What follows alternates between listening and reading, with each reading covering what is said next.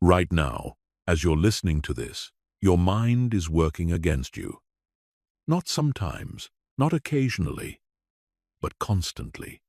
Every single day, your own brain sabotages your progress, destroys your confidence, and keeps you trapped in patterns that you desperately want to break. And the most frustrating part, you probably don't even realize it's happening. Most people live their entire lives as prisoners of their own minds.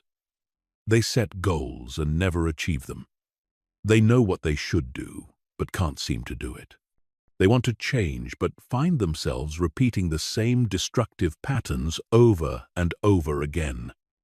Sound familiar? Here's what most people don't understand. Your mind isn't broken. It's not weak. It's not defective. Your mind is actually incredibly powerful and sophisticated. The problem is that it's been programmed to work against you instead of for you. And until you understand this one critical mechanism, until you learn to give your mind proper orders, you'll remain stuck exactly where you are. Today, you're going to discover the hidden system that controls every thought, every decision, every action you take. You're going to learn why your mind sabotages you, and more importantly, how to reprogram it to become your greatest ally instead of your worst enemy. By the end of this, you'll know exactly how to take control of your mind and make it work for you instead of against you. Chapter 1. The hidden saboteur living in your head. Every single morning, you wake up with the best intentions. You're going to eat healthy today. You're going to work out. You're going to be productive. You're going to focus on your goals. But then something happens. By the end of the day, you've done none of those things. You've fallen back into the same old patterns, made the same poor choices, and reinforced the same habits you're trying to break. You blame yourself. You think you lack willpower. You think you're not disciplined enough. But the truth is far more sinister and far more liberating than you realize. The real culprit isn't your willpower or your discipline. It's a hidden saboteur living inside your head, and it's been programmed to keep you exactly where you are. This saboteur operates below your conscious awareness. It's subtle, it's clever, and it's relentless. It doesn't announce itself with dramatic internal conflicts. Instead, it works through whispers, through small nudges, through tiny moments of resistance that you barely notice. But these tiny moments add up to massive, life-altering consequences. The saboteur speaks to you in your own voice, which makes it nearly impossible to detect. It sounds like your rational mind making logical arguments. It tells you things like, "Just this once won't hurt." Stick with familiar, comfortable patterns. But here's what's really happening. Your subconscious mind has been programmed with a specific set of instructions about who you are and what you're capable of. These instructions were installed years ago, maybe decades ago, and they've been running in the background of your life ever since. Every time you try to change, every time you try to grow, every time you try to become someone better, this programming activates and pulls you back to your default state. Think about it this way. If you've always seen yourself as someone who struggles with money, your subconscious mind will sabotage any attempt to build wealth.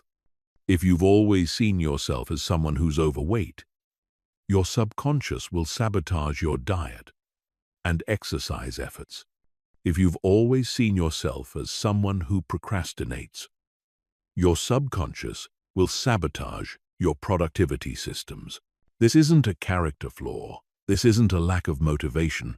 This is a sophisticated psychological mechanism designed to keep you consistent with your existing identity. Your subconscious mind values consistency above everything else, including your happiness, your success, and your growth. It would rather keep you miserable and consistent than happy and changed. The most devastating part of this sabotage is that it feels like it's coming from you. The thoughts feel like your thoughts. The resistance feels like your resistance. The excuses feel like your logical reasoning, but they're not. They're the output of a program that's been running your life without your permission. Most people never figure this out. They spend their entire lives fighting against themselves, never realizing that they're not fighting their true self, but rather a collection of outdated programs that no longer serve them. They try harder. They set bigger goals. They read more books. They attend more seminars. But nothing changes because they're fighting the wrong battle. The first step to taking control of your mind is recognizing that these sabotaging thoughts and impulses aren't really you. They're just software running on your mental hardware. And like any software, they can be updated, reprogrammed, or completely replaced. But before you can reprogram anything, you need to understand exactly how this sabotage system works. You need to see the mechanism that's been controlling your life. Because once you see it, once you understand it, you can never be controlled by it again. Chapter 2. Why your brain is wired to keep you stuck. Your brain has one primary job: to keep you alive, not happy, not successful, not fulfilled, just alive. And from your brain's perspective, anything familiar is safe, and anything unfamiliar is potentially dangerous. This is why change feels so difficult, so uncomfortable, so wrong, even when you know logically that the change would be good for you. This survival mechanism served our ancestors well when physical threats were constant and immediate. If you tried something new and it got you eaten by a predator, that was the end of your genetic line. So our brains evolved to be incredibly conservative, to stick with what worked, to resist novelty and change at all costs. But in the modern world, this same mechanism that once saved our lives is now destroying our potential. The biggest threats to your well-being aren't physical anymore. They're psychological and spiritual. The biggest danger isn't trying something new. It's staying exactly where you are. But your brain doesn't know this. It's still operating according to ancient programming that treats any change as a potential threat to your survival. This is why starting a diet feels dangerous to your brain. This is why launching a business feels terrifying. This is why speaking up in a meeting or asking someone on a date triggers such intense anxiety. Your brain interprets these actions as potentially life-threatening because they're different from what you normally do. But the sabotage goes even deeper than just resistance to change. Your brain has also developed an incredibly sophisticated system for maintaining your current identity. This system is called homeostasis, and it works tirelessly to keep everything about you exactly the same. Homeostasis doesn't just regulate your body temperature and blood pressure. It also regulates your thoughts, your emotions, your behaviors, and your results. If you typically make $50,000 a year, homeostasis will sabotage any attempt to make significantly more. If you typically weigh a certain amount, homeostasis will sabotage any attempt to weigh significantly less. If you typically feel a certain level of confidence, Homeostasis will sabotage any attempt to feel significantly more confident. This happens through a complex network of feedback loops that monitor every aspect of your experience and compare it to your historical baseline. When something starts to deviate too far from normal, homeostasis kicks in and starts generating thoughts, feelings, and impulses designed to bring you back to your set point. Let's say you decide to wake up at 5 a.m. instead of your usual 7 a.m. The first few days might go okay, but then homeostasis starts to push back. You'll start having thoughts about how you need more sleep. You'll start feeling more tired during the day. You'll start having compelling urges to hit the snooze button. These aren't signs that waking up early is bad for you. These are signs that homeostasis is working to maintain your normal sleep schedule. The same thing happens when you try to exercise more, eat healthier, work harder, or take more risks. Your brain generates an endless stream of thoughts, feelings, and impulses designed to bring you back to your comfort zone. And because these thoughts and feelings seem to be coming from you, you assume they represent your true desires and preferences. But here's the key insight. These thoughts and feelings aren't reflecting your true desires. They're reflecting your brain's desire to maintain consistency. Your brain would rather have you be consistently unhappy than inconsistently happy, because consistency feels safer from a survival perspective. This is why motivation doesn't work long-term. Motivation is just a temporary emotional state that can override your homeostatic programming for a short period of time. But as soon as the motivation fades, homeostasis reasserts itself and pulls you back to your baseline. This is why willpower doesn't work long-term. Willpower is just conscious effort applied against unconscious programming. It's like trying to change the direction of a river by standing in it and pushing against the current. You might succeed for a few moments, but eventually the river is going to carry you downstream. This is why setting goals doesn't work long-term if you don't change the underlying programming. Your conscious mind might want to achieve the goal, but your subconscious mind is programmed to maintain your current identity. And when conscious and subconscious minds conflict, the subconscious always wins. The solution isn't to fight against homeostasis. The solution is to reprogram homeostasis to work for you instead of against you. You need to update your brain's definition of normal. You need to change your identity at the subconscious level so that your desired behaviors and results become the new baseline that homeostasis works to maintain. But before you can reprogram homeostasis, you need to understand how it got programmed in the first place. You need to understand where your current identity came from and how it's been reinforced over the years. Because the same mechanisms that created your limiting programming can be used to create empowering programming. Chapter 3. The secret programming running your life.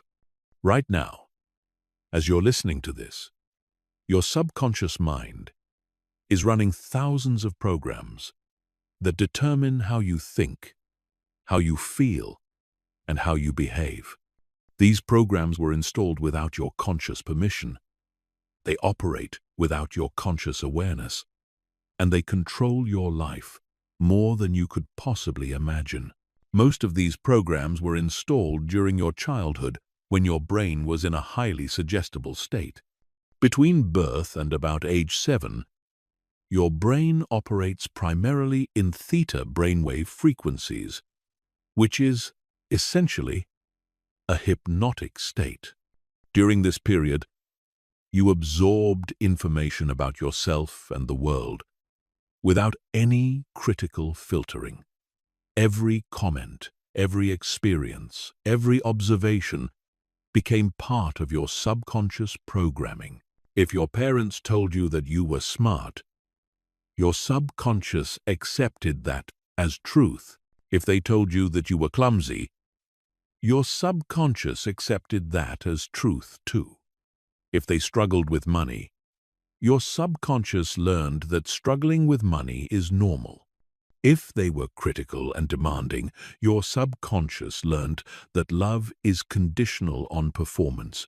But the programming didn't stop at age 7. Throughout your entire life, your subconscious has been collecting evidence to support whatever beliefs were installed early on. If you learned that you're not good enough, your subconscious will notice every failure and ignore every success.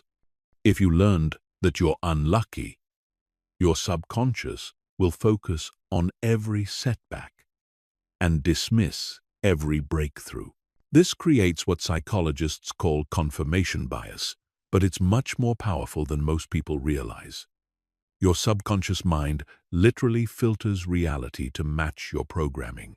It determines what you notice and what you ignore, what you remember and what you forget, what you consider possible and what you consider impossible. If you've been programmed to believe that you're not a morning person, your subconscious will generate thoughts and feelings that make waking up early feel unnatural and uncomfortable. If you've been programmed to believe that you're bad with money, your subconscious will create impulses to spend and resistance to save. If you've been programmed to believe that you're not attractive, your subconscious will make you focus on your flaws and ignore your positive features. But here's what's truly insidious about this programming. It doesn't feel like programming. It feels like truth. It feels like you're just observing reality accurately. You don't think, my subconscious is filtering reality to match my limiting beliefs. You think, this is just how things are. Most people live their entire lives trapped inside a prison of their own subconscious programming, never realizing that the bars are made of thoughts and the locks are made of beliefs. They assume that their limitations are real, that their struggles are inevitable, that their patterns are permanent. But none of that is true. Your subconscious programming is not you. It's not your true nature. It's not your destiny. It's just a collection of old software that's been running your mental operating system. And like any software, it can be updated. The first type of programming that controls your life is identity programming. This determines who you think you are at the deepest level. It includes beliefs about your intelligence, your attractiveness, your worthiness, your capabilities, your personality, and your potential. This programming shapes everything because it determines what you think is possible for someone like you. The second type is possibility programming. This determines what you think is possible in general. It includes beliefs about how the world works, what's fair, what's realistic, what's normal, and what's achievable. This programming sets the boundaries of your imagination and limits what you even allow yourself to want. The third type is safety programming. This determines what you think is dangerous and what you think is safe. It includes beliefs about risk, change, failure, success, attention, vulnerability, and trust. This programming controls your behavior by generating fear responses to anything that threatens your current identity or situation. The fourth type is worth programming. This determines what you think you deserve and what you think you don't deserve. It includes beliefs about what kind of life is appropriate for someone like you, what level of success you're entitled to, what kind of treatment you should accept, and what kind of dreams you're allowed to pursue. All of these programs work together to create a comprehensive system that keeps you locked into a specific range of thoughts, feelings, behaviors, and results. They're like invisible boundaries that define the limits of your reality. And because they operate below conscious awareness, you experience these boundaries as natural law rather than arbitrary programming. But here's the liberating truth. None of this programming is permanent. Your subconscious mind is incredibly powerful, but it's also incredibly malleable. It can learn new patterns, adopt new beliefs, and create new identities. The same plasticity that allowed limiting programming to be installed can be used to install empowering programming. The key is understanding that your subconscious mind can't tell the difference between what's real and what's vividly imagined. It responds to repetition, emotion, and authority. If you can create new thoughts and experiences that are repeated consistently, felt deeply, and delivered with conviction, your subconscious will accept them as truth and begin to reorganize your reality accordingly. This is how every successful person has overcome their original programming. They didn't just think positive thoughts or set bigger goals. They systematically reprogrammed their subconscious mind to support a new identity and a new reality. And once that programming was installed, their external results changed automatically. Chapter 4. The Reticular Activating System. Your brain's secret filter. Deep inside your brain, there's a small network of neurons called the Reticular Activating System, or RAS. This system might be tiny, but it controls more of your reality than any other part of your brain. Understanding how the RAS works is absolutely critical to taking control of your mind, because it's the mechanism that determines what you notice, what you ignore, and what you consider possible. The RAS acts like a filter between your conscious mind and the vast amount of information that your senses are constantly collecting. Every second, your brain receives millions of bits of sensory data, but your conscious mind can only process a tiny fraction of that information. The RAS decides what gets through to your awareness and what gets filtered out. This filtering process isn't random. It's based on your beliefs, your goals, your fears, and your expectations. The RAS is constantly scanning your environment for information that matches your existing mental programming, and it brings that information to your conscious attention while filtering out everything else. Here's a simple example of how this works. Have you ever decided to buy a particular car, and then suddenly started noticing that car everywhere? The cars were always there, but your RAS wasn't highlighting them for your conscious attention until they became relevant to your goals. Once you programmed your RAS to notice that specific car, it started showing up everywhere. This same mechanism operates in every area of your life. But most of the time, you're not consciously programming your RAS. Instead, it's being programmed by your subconscious beliefs and expectations. If you believe that opportunities are rare, your RAS will filter out most opportunities and only show you evidence of scarcity. If you believe that people can't be trusted, your RAS will highlight every example of dishonesty, while ignoring examples of integrity. The RAS is why two people can experience the exact same situation and walk away with completely different impressions of what happened. Their RAS filters are highlighting different aspects of the same reality based on their different beliefs and expectations. This has profound implications for your success and happiness.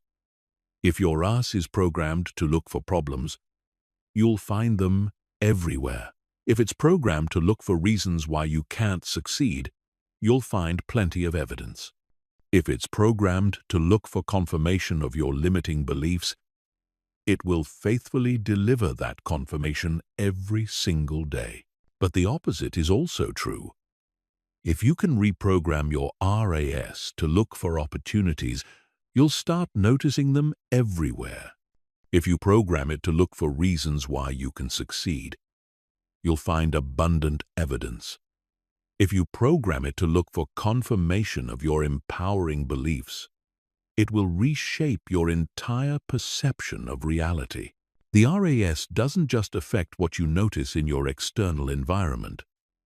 It also affects what you notice about yourself. If you've programmed your RAS to look for evidence that you're not good enough, it will constantly highlight your mistakes, your failures, and your shortcomings. It will filter out your successes, your progress, and your positive qualities. This creates a vicious cycle where negative self-perception leads to negative evidence, which reinforces negative self-perception, which leads to more negative evidence. Most people trapped in this cycle assume that they're just being realistic or honest about their limitations, but they're actually just experiencing the output of their RAS programming. The good news is that the RAS can be reprogrammed deliberately and systematically. You can train it to look for evidence of your capabilities instead of your limitations. You can train it to highlight opportunities instead of obstacles. You can train it to focus on possibilities instead of problems. But reprogramming your RAS requires more than just positive thinking. It requires consistent, deliberate practice with specific techniques designed to install new filters. You need to repeatedly direct your attention toward the things you want to see more of, while consciously ignoring the things you want to see less of. One of the most powerful ways to reprogram your RAS is through questions. Your RAS is constantly trying to answer whatever questions are running in the background of your mind. If you're constantly asking yourself, "Why does nothing ever work out for me?" your RAS will find evidence to answer that question. But if you start asking, "How can I make this work?" or "What opportunities am I not seeing?" your RAS will start finding different evidence. Another powerful technique is visualization. When you repeatedly visualize yourself achieving your goals, you're programming your RAS to notice opportunities and resources that could help make those visualizations real. You're training it to see yourself as the kind of person who achieves those kinds of results. Affirmations can also reprogram your RAS, but only if they're done correctly. Simple repetition of positive statements usually isn't enough because your conscious mind will reject statements that contradict your current beliefs. But if you frame affirmations as questions or possibilities, your RAS will start looking for evidence to support them. The key to RAS reprogramming is consistency and specificity.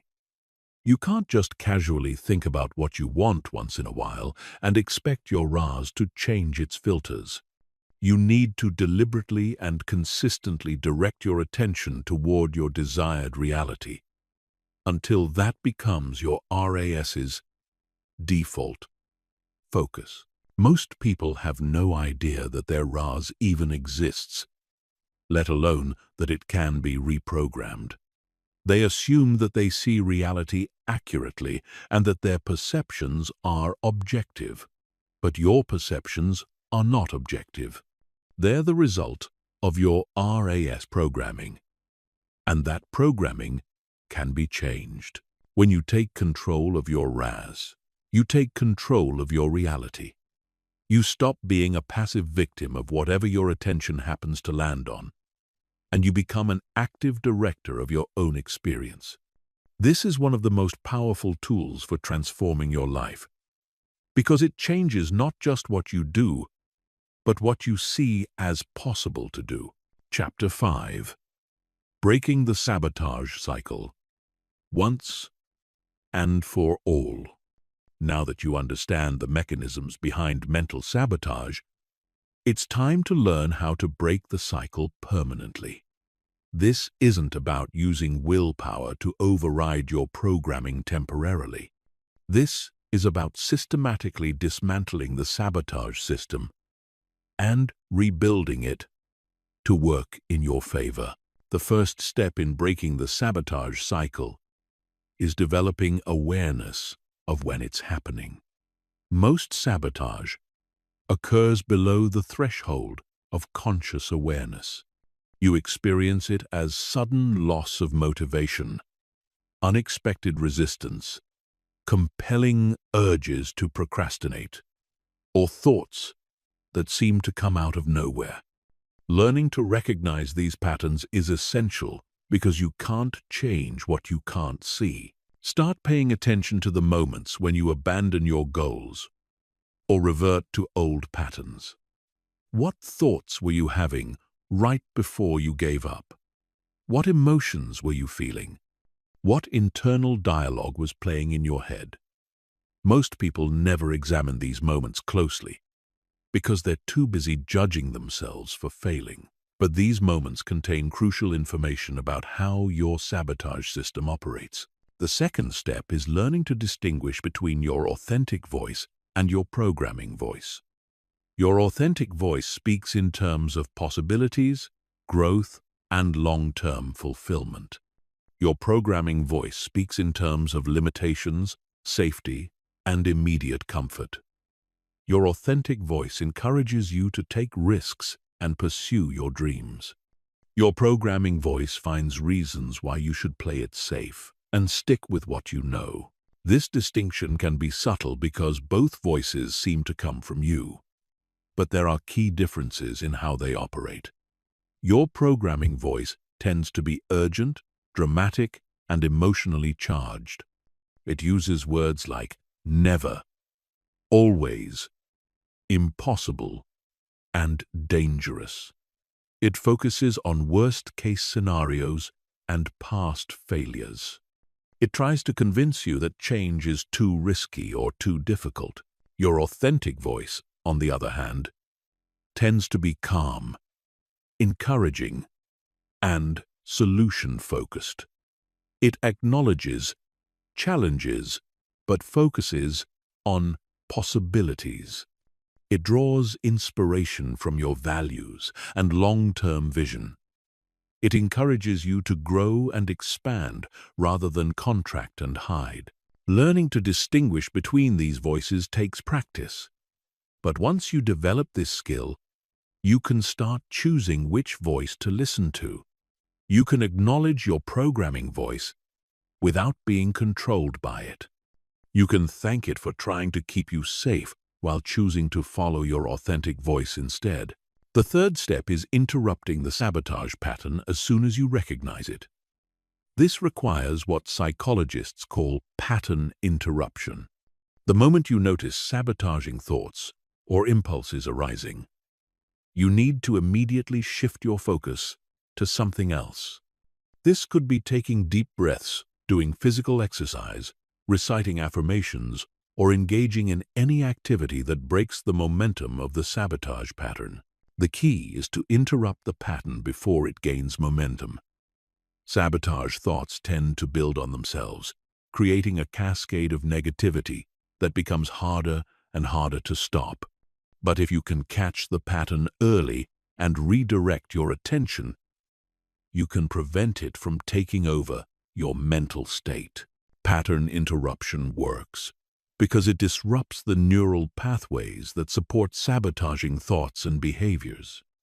Every time you successfully interrupt a negative pattern, you weaken its hold on your mind. Every time you choose a different response, you strengthen the neural pathways that support positive patterns. The fourth step is installing new programming to replace the old sabotage patterns. This is where most people fail because they focus only on removing negative patterns without installing positive ones. But nature abhors a vacuum. If you don't consciously install new programming, your subconscious will default back to the old patterns.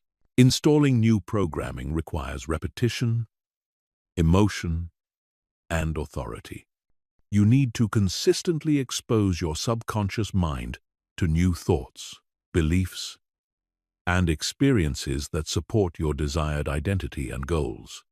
This could involve daily affirmations, visualization exercises, reading empowering books, listening to motivational content, or surrounding yourself with people who embody the mindset you want to develop. The programming process is most effective when it engages both your logical mind and your emotional mind.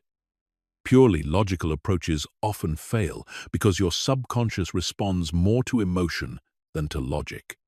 But purely emotional approaches can also fail because your conscious mind needs to understand and accept the new programming for it to stick. The fifth step is creating environmental support for your new programming. Your environment is constantly programming your subconscious mind through the information you consume, the people you spend time with, and the situations you put yourself in. If your environment is constantly reinforcing your old patterns, it will be much harder to establish new ones. This means you need to become very deliberate about your information diet. Stop consuming content that reinforces limiting beliefs, and start consuming content that supports your growth. Reduce time spent with people who reinforce your old identity and increase time spent with people who support your new identity. Remove environmental triggers that activate old patterns and create environmental cues that support new patterns. The sixth step is celebrating every small victory along the way. Your subconscious mind learns through repetition and reinforcement. When you successfully resist sabotage or make progress toward your goals, you need to consciously acknowledge and celebrate those victories. This reinforces the new neural pathways and makes it more likely that you'll repeat the positive behavior. Most people ignore their small victories and focus only on their failures. This trains their subconscious mind to expect failure and to generate more sabotage patterns. But when you consistently celebrate progress, no matter how small, you train your subconscious mind to expect success and to generate patterns that support continued growth. Breaking the sabotage cycle isn't a one-time event. It's an ongoing process that requires consistent attention and effort. But every time you successfully interrupt a sabotage pattern and choose a different response, you become stronger. Every time you install new programming and reinforce it with action, you become more aligned with your authentic self. The goal isn't to eliminate all resistance or challenge from your life. The goal is to ensure that when resistance arises, it comes from legitimate external obstacles rather than from your own internal sabotage system. When your mind is working with you instead of against you, you can accomplish things that seemed impossible when you were fighting yourself every step of the way. Chapter 6. The 4 Pillars of Mental Reprogramming. Most people try to change their minds using methods that are doomed to fail from the start. They rely on willpower, motivation, and conscious effort to override decades of subconscious programming. It's like trying to redirect a river with your bare hands. You might succeed for a few moments, but eventually the current will overpower you and carry you back downstream. Successful mental reprogramming requires a systematic approach based on how your subconscious mind actually works, not how you think it should work. Your subconscious doesn't respond to logic, reasoning, or good intentions. It responds to repetition, emotion, authority, and evidence. Understanding these 4 pillars is essential to creating lasting change in your mental programming. The first pillar is repetition. Your subconscious mind learns through patterns, and patterns are created through repetition. every belief you currently hold, every automatic response you have, every limitation you experience, was installed through repetition. Someone told you the same thing over and over, or you experienced the same situation repeatedly until your subconscious accepted it as truth. But here's what most people don't understand about repetition. It's not just about saying or doing the same thing multiple times. It's about creating consistent neural activation patterns in your brain. Every time you think a thought, feel an emotion, or take an action, you're strengthening specific neural pathways. The more you activate these pathways, the stronger they become, and the more automatic they become. This is why affirmations often fail when people first try them. They repeat positive statements a few times and expect immediate results. But their new positive statements are competing against years or decades of negative repetition. It's like trying to carve a new river channel while the old river is still flowing at full force. Effective repetition requires consistency, frequency, and duration. You need to activate your new neural pathways more often than your old ones. You need to do this consistently over time. And you need to continue until the new pathways become stronger than the old ones. This typically takes weeks or months, not days. The second pillar is emotion. Your subconscious mind pays much more attention to information that comes with strong emotional content.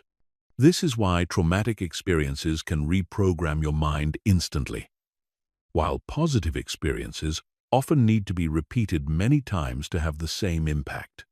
Emotion acts like a highlighter, telling your subconscious that this information is important and should be remembered. Most people trying to reprogram their minds make the mistake of focusing only on the logical content of their new beliefs without engaging their emotions. They repeat affirmations in a flat, emotionless tone. They visualize their goals without feeling the excitement, pride, or satisfaction of achieving them. They try to change their identity without experiencing the emotions associated with their new identity. But emotion is what makes programming stick. When you can feel the emotions associated with your new beliefs and identity, your subconscious treats them as real experiences rather than just wishful thinking. The more intensely you can feel these emotions, the faster your subconscious will accept the new programming. This doesn't mean you need to manufacture fake emotions or try to feel good all the time. It means you need to connect your new programming to genuine emotions that you can access and experience. If you want to program yourself to be more confident, you need to remember times when you felt genuinely confident and recreate those feelings while installing your new beliefs. The third pillar is authority. Your subconscious mind is more likely to accept information that comes from sources it perceives as authoritative. This is why children are so easily programmed by their parents, why students are influenced by their teachers, and why people are swayed by experts and celebrities. But authority doesn't just come from external sources. You can establish yourself as an authority in your own mind by speaking to yourself with conviction, certainty, and command. When you give your subconscious mind new instructions, you need to deliver them with the same authority that a hypnotist uses with a client or a drill sergeant uses with recruits. Most people undermine their own authority by being wishy-washy with their self-talk. They say things like, "I hope I can," or "maybe I should," or "I'll try to." This tentative language tells your subconscious that you're not really committed to the new programming, so it doesn't need to take it seriously. Authoritative self-talk uses definitive language. Instead of, "I hope I can be more confident," you say, "I am confident." Instead of, "Maybe I should exercise more," you say, "I exercise regularly." Instead of, "I'll try to save money," you say, "I save money consistently."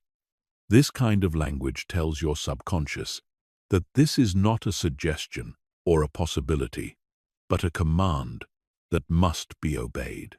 The fourth pillar is evidence.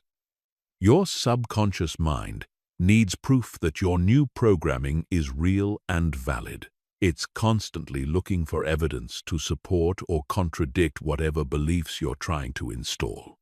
If you're trying to program yourself to believe you're successful, but all the evidence in your life points to struggle and failure, your subconscious will reject the new programming. This is why it's crucial to start gathering evidence for your new beliefs as soon as you begin the reprogramming process. This evidence can be small at first. If you're programming yourself to be more disciplined, evidence might be as simple as making your bed every morning or doing 10 push-ups every day. If you're programming yourself to be more social, evidence might be starting one conversation with a stranger each week. The key is to create a consistent stream of evidence that supports your new identity and beliefs.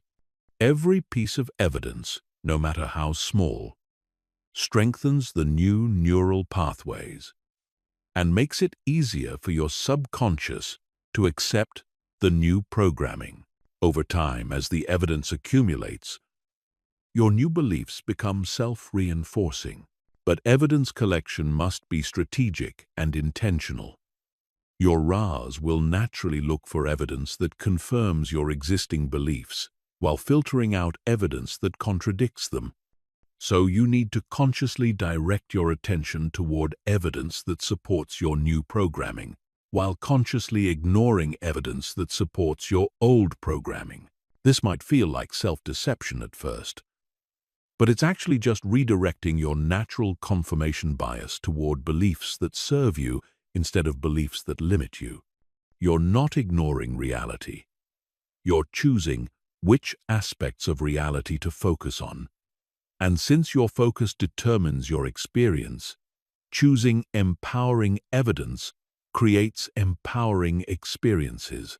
Understanding these 4 pillars gives you a framework for systematic mental reprogramming. Instead of hoping that positive thinking will magically change your life, you can use these principles to deliberately install new programming that supports your goals and dreams. But knowing the principles isn't enough. You need specific techniques and strategies for applying them consistently over time. You need a systematic approach that turns mental reprogramming from a random hope into a reliable process. Chapter 7. Identity Transformation. Becoming who you want to be. Your identity is the most powerful force in your psychology. It determines what you think is possible for you, what kinds of actions feel natural, what kinds of results you expect, and what kinds of goals you set. Most people spend their entire lives trying to improve their results without ever changing their identity.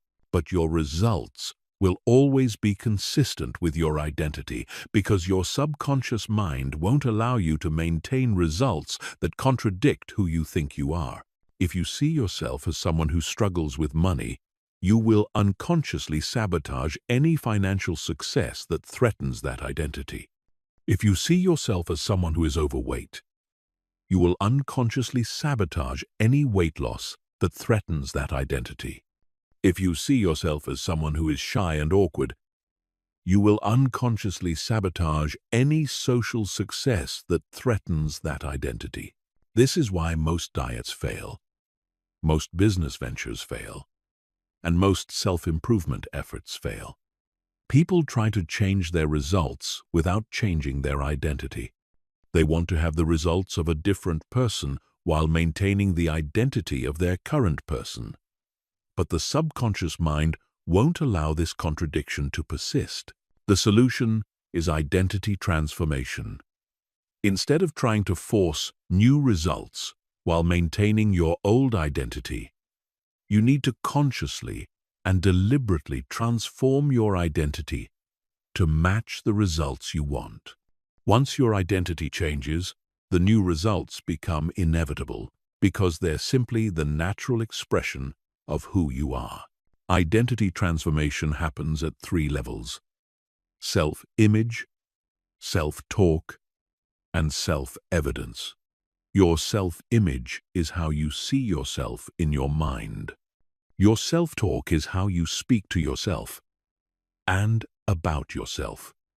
Your self-evidence is the proof you collect about who you are.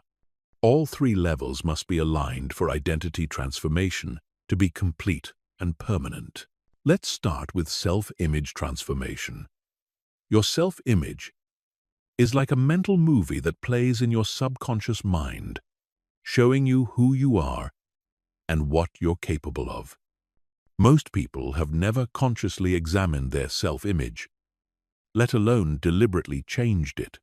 They're running mental movies that were created years or decades ago, often by other people. And these outdated movies are controlling their current reality. To transform your self-image, you need to consciously create new mental movies that show you as the person you want to become. This isn't just daydreaming or wishful thinking. This is systematic mental rehearsal designed to reprogram your subconscious mind's definition of who you are.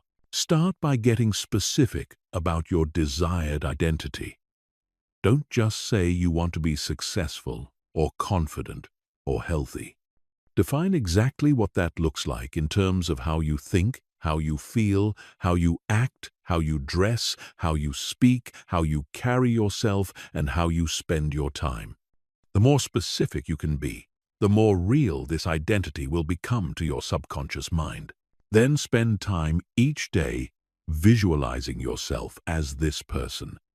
See yourself thinking their thoughts, feeling their emotions, taking their actions, and getting their results. Make these visualizations as vivid and detailed as possible. Engage all your senses. Feel what it feels like to be this person. Hear what it sounds like when this person speaks. See what it looks like when this person moves through the world. The key is to make these visualizations feel real rather than imaginary.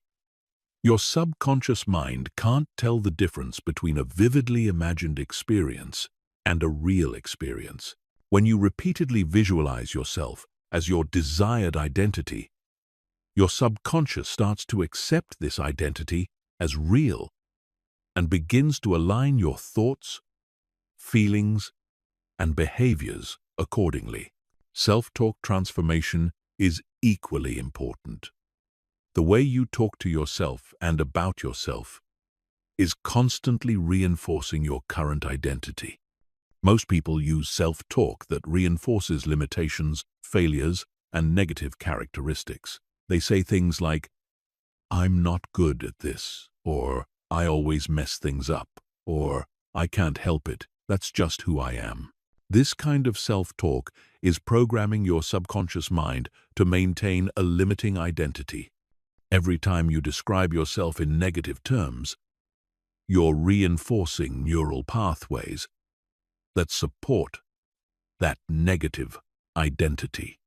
Your subconscious mind treats your self-talk as instructions about who you are and what you're capable of. To transform your identity, you need to transform your self-talk. Start paying attention to how you talk to yourself and about yourself. Notice when you use limiting language or describe yourself in negative terms. Then consciously replace that language with language that supports your desired identity. Instead of saying, "I'm not good at this," say, "I'm learning to be good at this." Instead of saying, "I always mess things up," say, "I'm getting better at doing things." right. Instead of saying, I can't help it, that's just who I am, say, I'm becoming someone who can handle this. But the most powerful self-talk transformation happens when you start describing yourself as if you already are the person you want to become. Instead of saying, I want to be confident, say, I am confident. Instead of saying, I'm trying to be successful, say, I am successful. This kind of present tense, definitive language programs your subconscious mind to accept your desired identity as current reality. Self-evidence transformation is the third and most crucial level of identity transformation. Your subconscious mind needs proof that your new identity is real. It's constantly collecting evidence about who you are, based on your actions, your results, and your experiences. If you're trying to convince your subconscious that you're disciplined, but all the evidence points to procrastination and laziness, the new identity won't stick. This is why identity transformation must be supported by action. You need to start acting like the person you want to become, even before you fully feel like that person. Every action you take either reinforces your current identity or builds evidence for your new identity. There are no neutral actions from an identity perspective. Start small but be consistent. If you want to transform your identity to that of a healthy person, start with small healthy actions like drinking more water, taking daily walks, or eating one healthy meal per day. If you want to transform your identity to that of a successful entrepreneur, start with small business actions like reading industry publications, networking with other entrepreneurs, or working on your business idea for 30 minutes each day. The key is to choose actions that feel like natural expressions of your desired identity. Ask yourself, what would a desired identity person do in this situation? And then do that thing. Each time you act in alignment with your desired identity, you're collecting evidence that supports that identity and weakening evidence that supports your old identity. Over time, as you consistently visualize your new identity, speak in alignment with your new identity, and act in alignment with your new identity, something remarkable happens. Your subconscious mind starts to accept this new identity as real. And once your subconscious accepts your new identity, it begins to automatically generate thoughts, feelings, and behaviors that are consistent with that identity. This is when transformation becomes effortless. Instead of fighting against your natural tendencies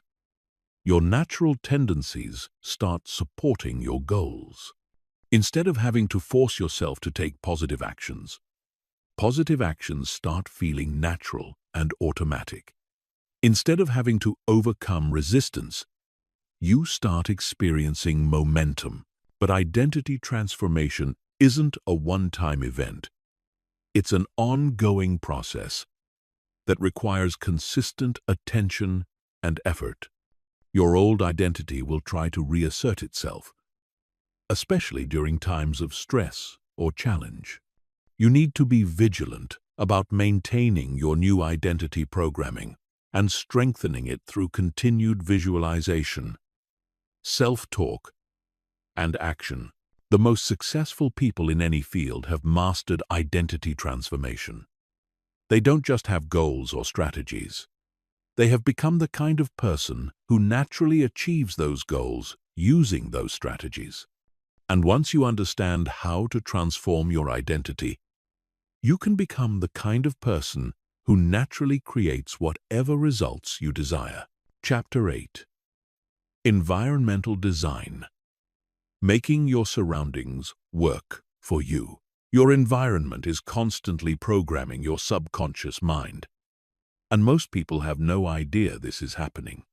Every sight, sound, smell, and sensation in your environment is sending signals to your brain about who you are, what's possible, and what's normal.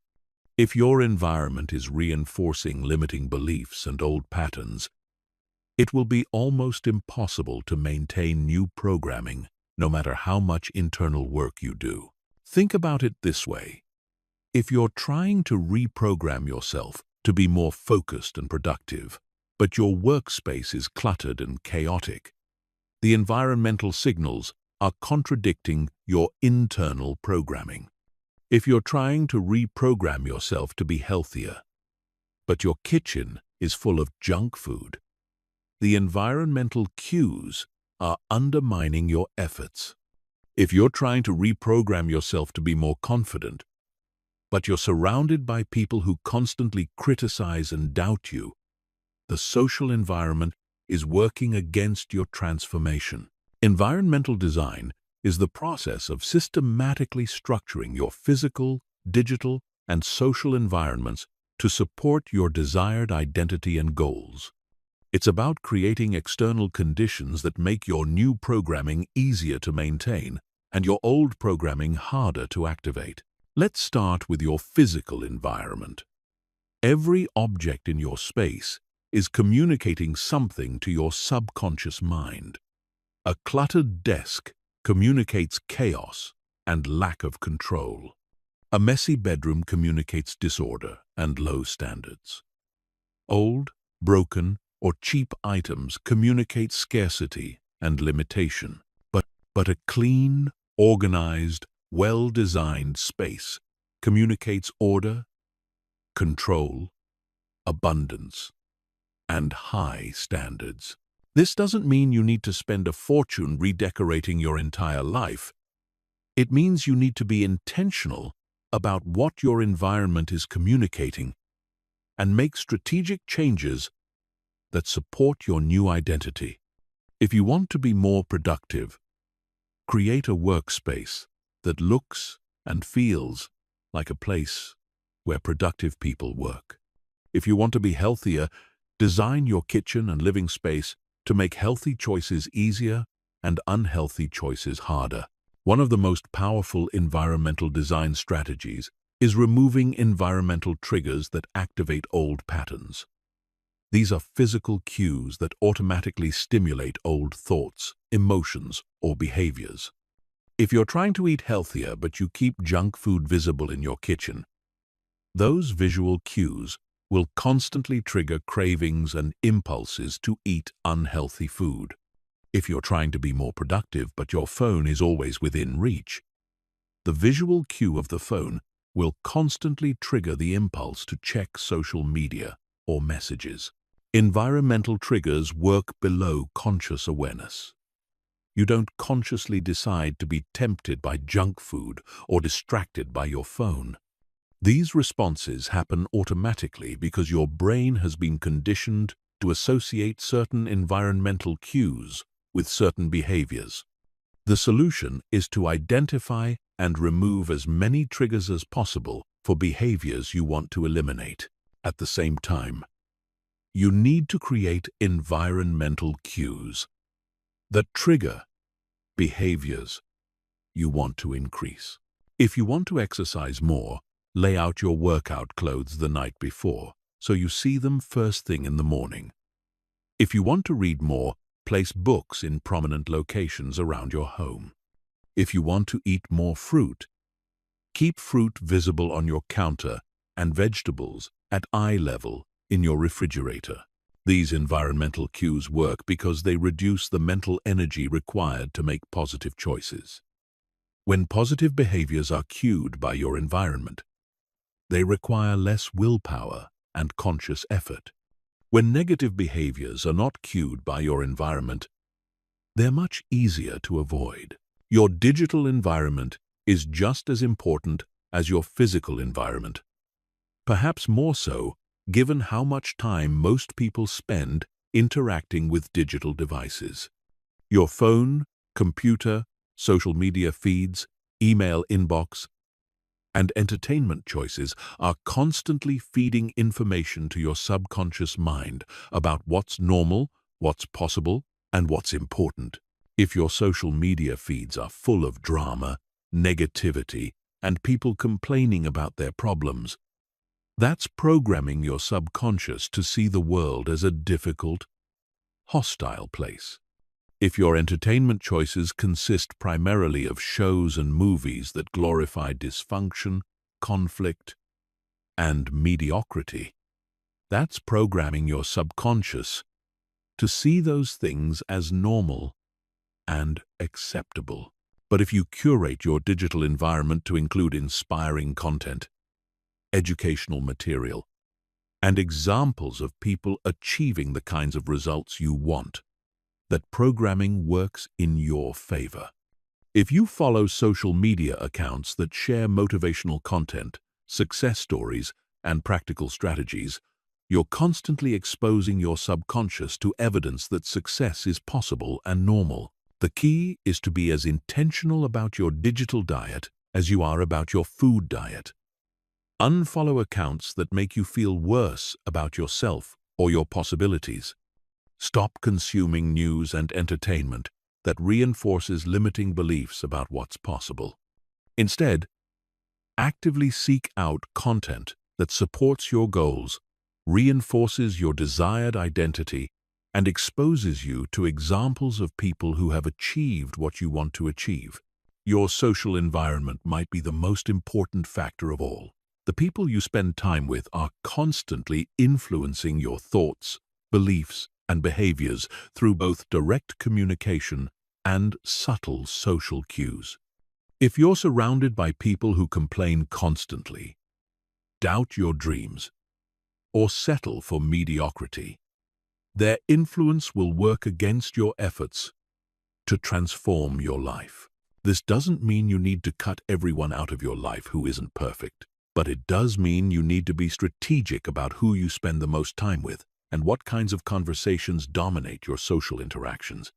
You need to limit exposure to people who reinforce limiting beliefs and increase exposure to people who reinforce empowering beliefs.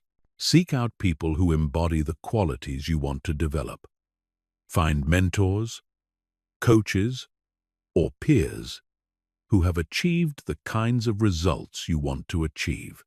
Join groups, communities, or organizations where your desired identity and goals are considered normal rather than exceptional. The more time you spend around people who think and act like your desired self, the more natural it becomes to think and act that way yourself. Environmental design also includes creating rituals and routines that support your new programming. Your daily routines are like environmental structures that guide your behavior automatically. If you have a morning routine that includes meditation, exercise, and goal visualization, you're creating an environmental structure that supports your transformation. If you have an evening routine that includes reflection, planning, and positive self-talk, you're reinforcing your new programming at the end of each day. The most successful people in any field have highly structured environments that support their success. Their physical spaces are organized and inspiring. Their digital environments are curated to include only content that serves their goals. Their social circles consist primarily of people who support their growth and ambitions, and their daily routines systematically reinforce their desired identity and behaviors. Creating this kind of environmental support takes time and effort, but it's one of the most powerful things you can do to ensure your mental reprogramming succeeds. When your environment is working for you instead of against you, transformation becomes much easier and more sustainable. Chapter 9. Advanced Mind Control Strategies for Rapid Transformation. Now that you understand the fundamentals of mental reprogramming, it's time to learn advanced strategies that can accelerate your transformation dramatically. These techniques are used by elite performers, successful entrepreneurs, and world-class athletes to reprogram their minds quickly and permanently. They go beyond basic affirmations and visualization to leverage deeper principles of psychology and neuroscience. The first advanced strategy is state conditioning. Your emotional state determines what kinds of thoughts you think, what kinds of decisions you make, and what kinds of actions you take. Most people are completely at the mercy of their emotional states. They feel good when good things happen, and feel bad when bad things happen. But elite performers have learned to control their emotional states consciously and deliberately. State conditioning involves training yourself to access empowering emotional states on command, regardless of your external circumstances. This is crucial for mental reprogramming because your subconscious mind is much more receptive to new programming when you're in certain emotional states. When you're feeling confident, excited, and empowered, your subconscious is more likely to accept positive beliefs about yourself and your capabilities. The key to state conditioning is understanding that your emotional state is determined by your physiology, your focus, and your internal dialogue. By changing these three elements deliberately, you can change your emotional state instantly. This means you can access empowering states whenever you need them for reprogramming purposes. Physiology is the most immediate way to change your state. Your body position, breathing pattern, facial expression, and movement all send signals to your brain about how you should feel. When you stand tall, breathe deeply, smile genuinely, and move with energy. Your brain interprets these signals as confidence and power. When you slouch, breathe shallowly, frown, and move slowly. Your brain interprets these signals as depression and weakness.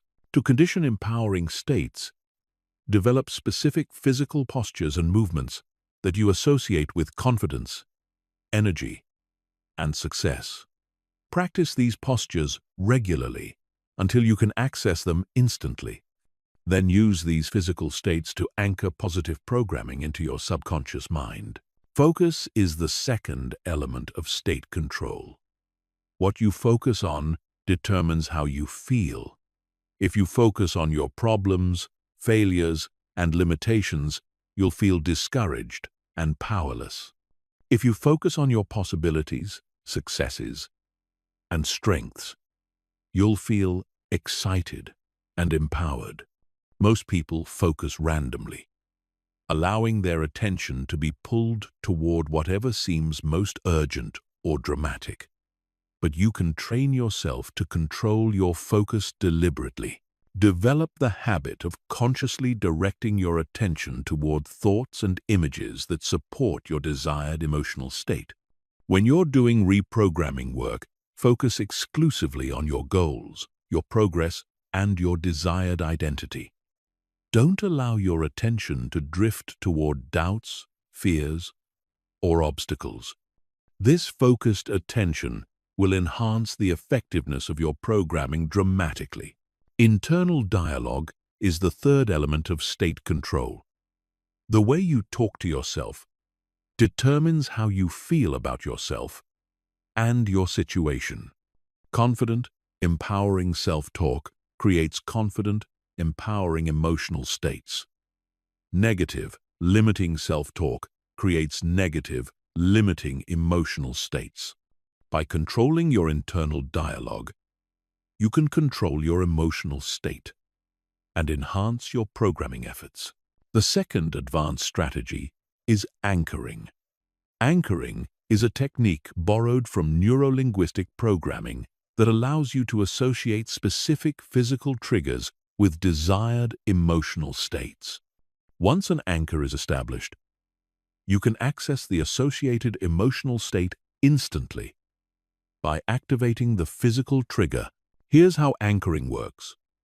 When you're experiencing a particularly intense positive emotional state, such as confidence, excitement, or determination, you perform a specific physical gesture, such as pressing your thumb and forefinger together or touching your heart.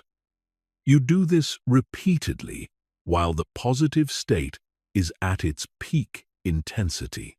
Over time, your nervous system creates a strong association between the physical gesture and the emotional state. Once the anchor is established, you can trigger the positive emotional state by performing the physical gesture, even when you're not naturally feeling that emotion. This is incredibly powerful for mental reprogramming because it allows you to access empowering states on demand, regardless of your circumstances. To create effective anchors, you need to be very specific about the physical gesture, very consistent about when you use it, and very intentional about the emotional state you're anchoring. The gesture should be something you can do discreetly in any situation. The timing should be when the positive emotion is at its absolute peak, and the emotional state should be one that supports your reprogramming goals. The third advanced strategy is timeline therapy. This technique involves mentally traveling to your past to reframe limiting experiences and traveling to your future to program desired outcomes. Your subconscious mind stores memories not just as factual information but as emotional imprints that continue to influence your current thoughts and behaviors.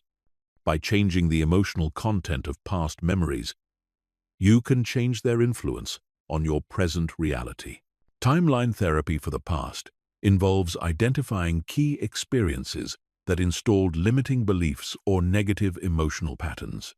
You then mentally revisit these experiences from a more empowered perspective, either as your current adult self or as an idealized version of yourself. You reframe the experience in a way that serves your growth rather than limiting it. For example, if you have a memory of being criticized by a teacher that installed a belief that you're not smart enough, you could revisit that memory and reframe it as evidence that you were curious and asking important questions. Or you could imagine your adult self comforting your younger self and providing a different interpretation of the event. Timeline therapy for the future involves mentally traveling to a time when you've already achieved your desired transformation. You experience this future reality as vividly as possible, feeling the emotions, seeing the sights, and hearing the sounds of your transformed life. Then you mentally travel backward from that future point to the present, identifying the key steps and decisions that led to your success. This technique is powerful because it programs your subconscious mind to see your desired transformation as inevitable rather than possible. It creates a sense of certainty about your future that influences your present decisions and behaviors. The fourth advanced strategy is parts integration. This technique recognizes that internal conflict often arises when different aspects of your personality want different things. Part of you might want to be successful, while another part wants to stay safe. Part of you might want to be healthy, while another part wants immediate pleasure. These internal conflicts create resistance and sabotage.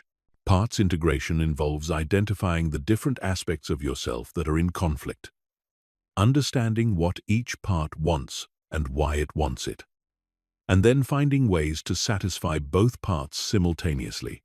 This eliminates internal resistance and creates alignment around your goals. For example, if part of you wants to start a business while another part wants security, you might find ways to start your business gradually while maintaining some income security. Or you might reframe starting a business as a way to create more security rather than less security. The goal isn't to eliminate parts of yourself that seem problematic. The goal is to understand what each part is trying to accomplish and find better ways to accomplish those outcomes. When all parts of yourself are working toward the same goals, transformation happens much more easily. These advanced strategies require more skill and practice than basic reprogramming techniques, but they can produce much faster and more dramatic results. The key is to master the fundamentals first, and then gradually incorporate these advanced methods as your skills develop. Remember that the goal of all these techniques is to align your conscious and subconscious minds around your desired outcomes. When you achieve this alignment, you stop fighting yourself and start working with yourself. And when you're working with yourself, instead of against yourself, almost anything becomes possible.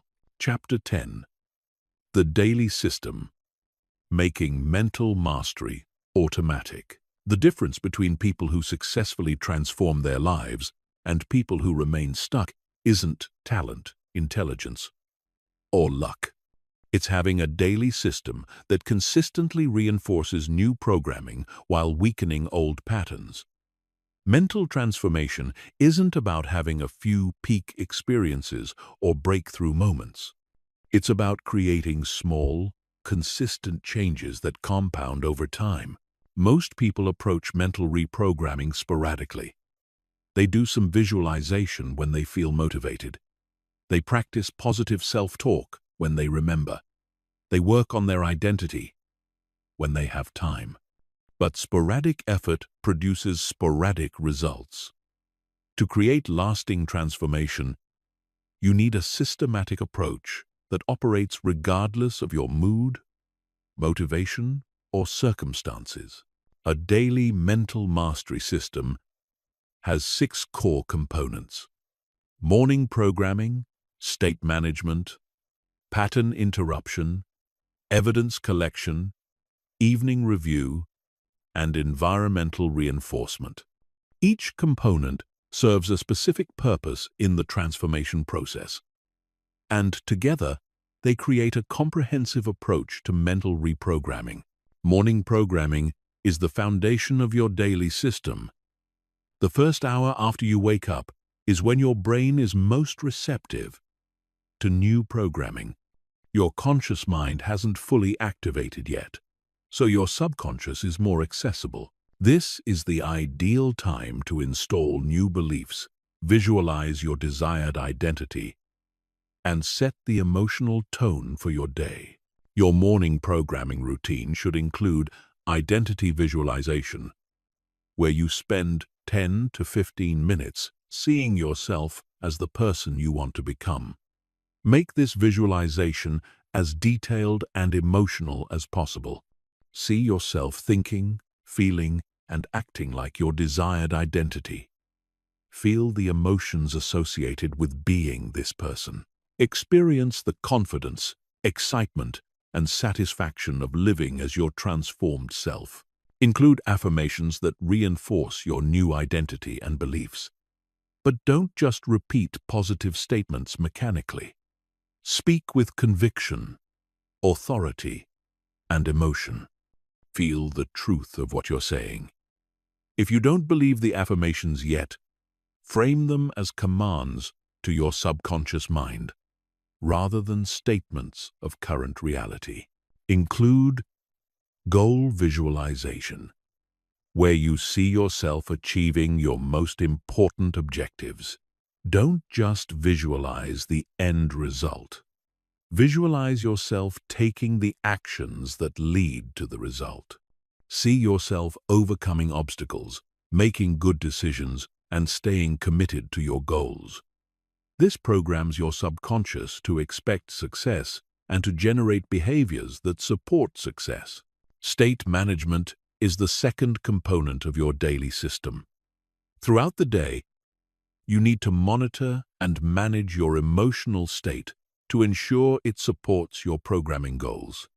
This means developing the ability to recognize when you're in states that undermine your transformation and quickly shifting to states that support it. Create a state management protocol that you can use whenever you notice yourself feeling discouraged, doubtful, or disempowered. This might include specific breathing exercises, physical movements, empowering self-talk, or mental anchors that instantly shift your state. The key is to have these tools readily available so you can use them before negative states gain momentum. Practice accessing empowering states multiple times throughout the day, even when you don't necessarily need them. This strengthens your ability to control your state and makes it easier to shift states when you do need to. Think of this as mental exercise that builds your emotional fitness. Pattern interruption is the third component. Throughout the day, your old programming will try to reassert itself through familiar thoughts, emotions, and impulses. The moment you recognize these old patterns arising, you need to interrupt them immediately and redirect your attention towards something that supports your new programming. Develop specific pattern interruption techniques that work for you.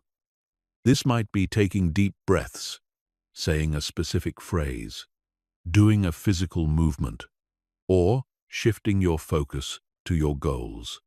The technique itself isn't as important as using it consistently every time you notice old patterns emerging. The key to effective pattern interruption is speed. The longer you allow old patterns to run, the stronger they become and the harder they are to interrupt. But if you can catch them early and redirect immediately, you prevent them from gaining momentum and strengthen your new patterns instead. Evidence collection is the fourth component. Throughout the day, you need to actively look for evidence that supports your new identity and beliefs while consciously ignoring evidence that supports your old programming. This isn't about being unrealistic or ignoring problems. It's about strategically directing your attention toward evidence that serves your transformation. Keep a daily evidence journal where you record every piece of evidence, no matter how small, that supports your new identity. If you're transforming your identity to that of a confident person, record every moment when you spoke up, took a risk, or felt good about yourself. If you're transforming your identity to that of a successful person, record every achievement, every positive feedback, and every step forward. Review this evidence regularly to reinforce your new beliefs and identity. Your subconscious mind needs proof that your transformation is real and valid. The more evidence you can provide, the faster it will accept your new programming. Evening review is the fifth component. Before you go to sleep, spend time reviewing your day from the perspective of your desired identity. What did you do today that aligned with your new identity? What evidence did you collect? What progress did you make toward your goals? What can you do better tomorrow? This evening review serves multiple purposes. It reinforces positive experiences and learnings from the day. It helps you recognize patterns and areas for improvement. And it programs your subconscious mind to continue working on your transformation while you sleep. Also, use your evening review to practice gratitude for your progress and to visualize tomorrow's success. This creates positive emotional associations with your transformation process and programs your subconscious to expect continued growth. Environmental reinforcement is the sixth component. Throughout the day, you need to optimize your environment to support your new programming and undermine your old patterns. This includes managing your physical space, your digital consumption, and your social interactions. Make small environmental adjustments that consistently reinforce your new identity. Change your desktop wallpaper to an image that represents your goals. Put inspiring quotes in places where you'll see them regularly. Organize your space in a way that reflects your desired identity. Remove items that trigger old patterns and add items that trigger new patterns. The power of a daily mental mastery system lies in its consistency and comprehensiveness. Each component reinforces the others, creating a synergistic effect that accelerates your transformation. The morning programming sets the foundation. State management maintains the programming throughout the day. Pattern interruption prevents backsliding. Evidence collection reinforces progress. Evening review consolidates learning. And environmental reinforcement provides constant support. But the most important aspect of your daily system is that it operates automatically.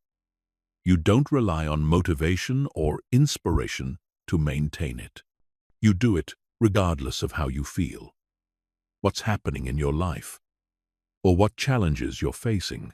This consistency is what transforms sporadic effort into lasting change. Start by implementing one component at a time until it becomes automatic. Then add the next component. Within a few months, you'll have a comprehensive system that makes mental mastery as automatic as brushing your teeth. And once mental mastery becomes automatic, transformation becomes inevitable.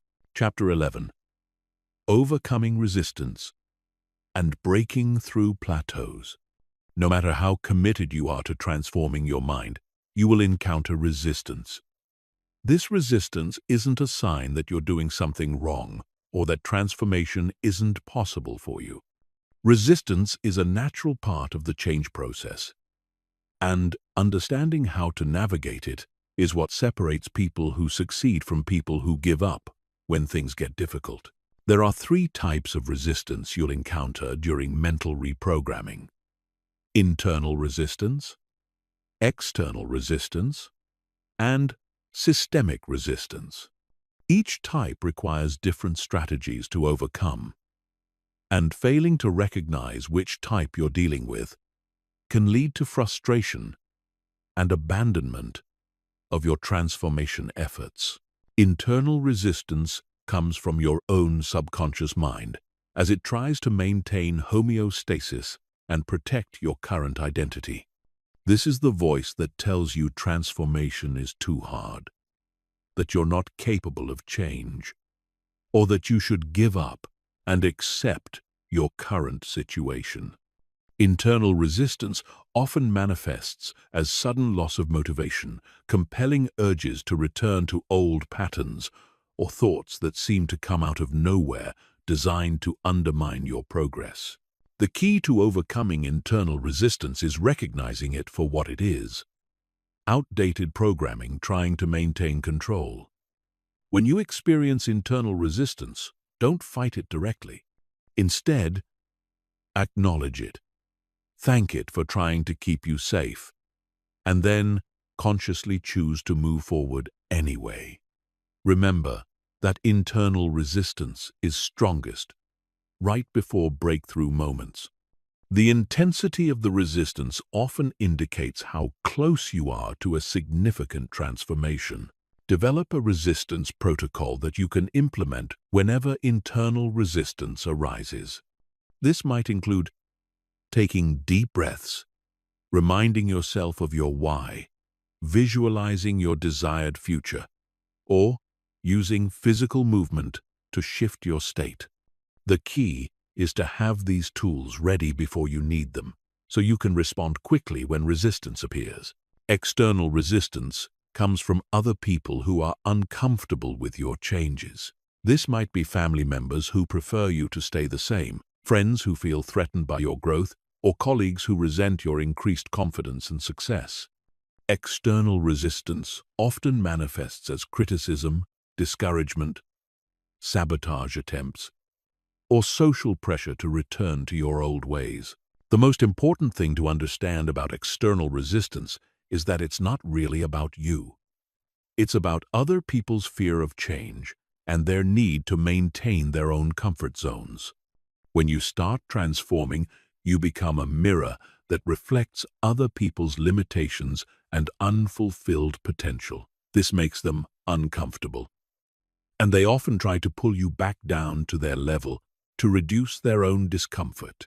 To overcome external resistance, you need to develop emotional boundaries that protect your transformation process from other people's opinions and reactions. This doesn't mean becoming aggressive or cutting people out of your life unnecessarily. It means becoming selective about whose opinions you value and whose feedback you incorporate into your decision-making process. Surround yourself with people who support your growth, even if these relationships are initially more limited or less familiar than your existing social circle. Seek out mentors, coaches, support groups, or communities where your desired changes are encouraged rather than discouraged. The more external support you have for your transformation, the easier it becomes to ignore external resistance. Systemic resistance comes from societal structures, cultural norms, and institutional barriers that make certain types of change more difficult. This might include economic systems that make financial transformation challenging, educational systems that discourage creative thinking, or cultural norms that penalize authenticity and individual expression. Systemic resistance is often the most difficult to overcome because it's embedded in the structures and systems around us. However, understanding that these barriers exist helps you prepare for them and develop strategies to navigate them more effectively. You can't change the entire system, but you can change how you operate within it. The key to overcoming systemic resistance is developing what psychologists call an internal locus of control. This means focusing on what you can control rather than what you can't control.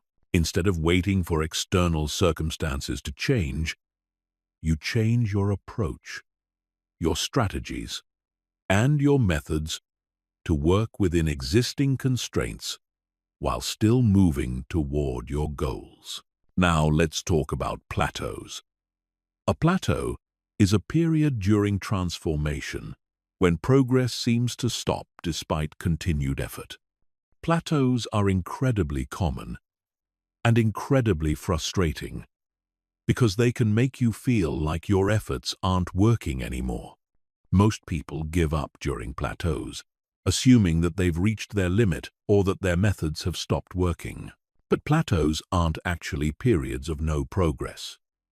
They're periods of integration. During a plateau, your subconscious mind is consolidating the changes you've already made and preparing for the next level of transformation. The work you're doing during a plateau is still important, even though the results aren't immediately visible. Understanding the plateau cycle can help you navigate these periods with confidence rather than frustration. Transformation typically follows a pattern of rapid progress, followed by a plateau, followed by another period of rapid progress. This cycle repeats throughout your transformation journey, with each level building on the previous ones. During plateaus, resist the temptation to dramatically change your approach or abandon your system altogether. Instead, use plateau periods to deepen your practice, refine your techniques, and prepare for the next breakthrough. This might mean increasing the intensity of your programming sessions, adding new elements to your routine, or addressing deeper layers of resistance that weren't accessible before. Plateaus are also excellent times to focus on evidence collection. During periods of rapid change, it's easy to notice progress. During plateaus, you need to look more carefully for subtle improvements and small wins. Keep detailed records of your thoughts, feelings, behaviors, and results so you can identify progress that might not be immediately obvious. One of the most effective strategies for breaking through plateaus is changing your approach slightly without abandoning your core system. This might mean trying new visualization techniques, experimenting with different types of affirmations, or adding physical movement to your mental exercises. Small changes can often trigger new breakthroughs without disrupting the foundation you've already built. Another powerful plateau-breaking strategy is intensification. Instead of doing more things, do the things you're already doing with greater intensity, focus, and commitment. Spend more time on your morning programming. Make your visualizations more vivid and detailed. Practice your new identity with greater consistency throughout the day. Remember that plateaus are temporary. Every successful person who has achieved significant transformation has experienced multiple plateaus and breakthrough cycles. The key is to persist through the plateaus with the same commitment you had during periods of rapid progress. The most important mindset shift you can make regarding resistance and plateaus is to see them as normal parts of the transformation process rather than problems to be avoided. When you expect resistance and plateaus, you're prepared for them. When you're prepared for them, you can navigate them more effectively. And when you can navigate them effectively, they become stepping stones rather than roadblocks on your path to mental mastery. Resistance and plateaus are not your enemies. They're your training partners, helping you develop the mental strength, persistence, and resilience that make lasting transformation possible. Embrace them as part of the journey and use them to become stronger, more committed, and more skilled in the art of mental reprogramming. Chapter 12. Mastering Emotional Control for Unshakable Mental Strength. Your emotions are not happening to you. They're being created by you through your thoughts, your focus, and your physiology. Most people believe they're victims of their emotions, that feelings just arise randomly and must be endured until they pass. But this is one of the most limiting beliefs you can hold about your own psychology. When you understand that emotions are generated by specific mental and physical processes, you can learn to control those processes and take command of your emotional experience. Emotional control isn't about suppressing feelings or pretending to be happy when you're not. It's about developing the ability to consciously choose your emotional state based on what will serve you best in any given situation. It's about becoming the director of your emotional experience rather than a passive observer of whatever feelings happen to arise. The first step in mastering emotional control is understanding the anatomy of emotion. Every emotion you experience is created through a combination of 4 elements: your physiology, your focus, your language, and your meaning. Change any one of these elements, and you change the emotion. Change all 4 elements, and you can completely transform your emotional state in a matter of minutes. Let's start with physiology.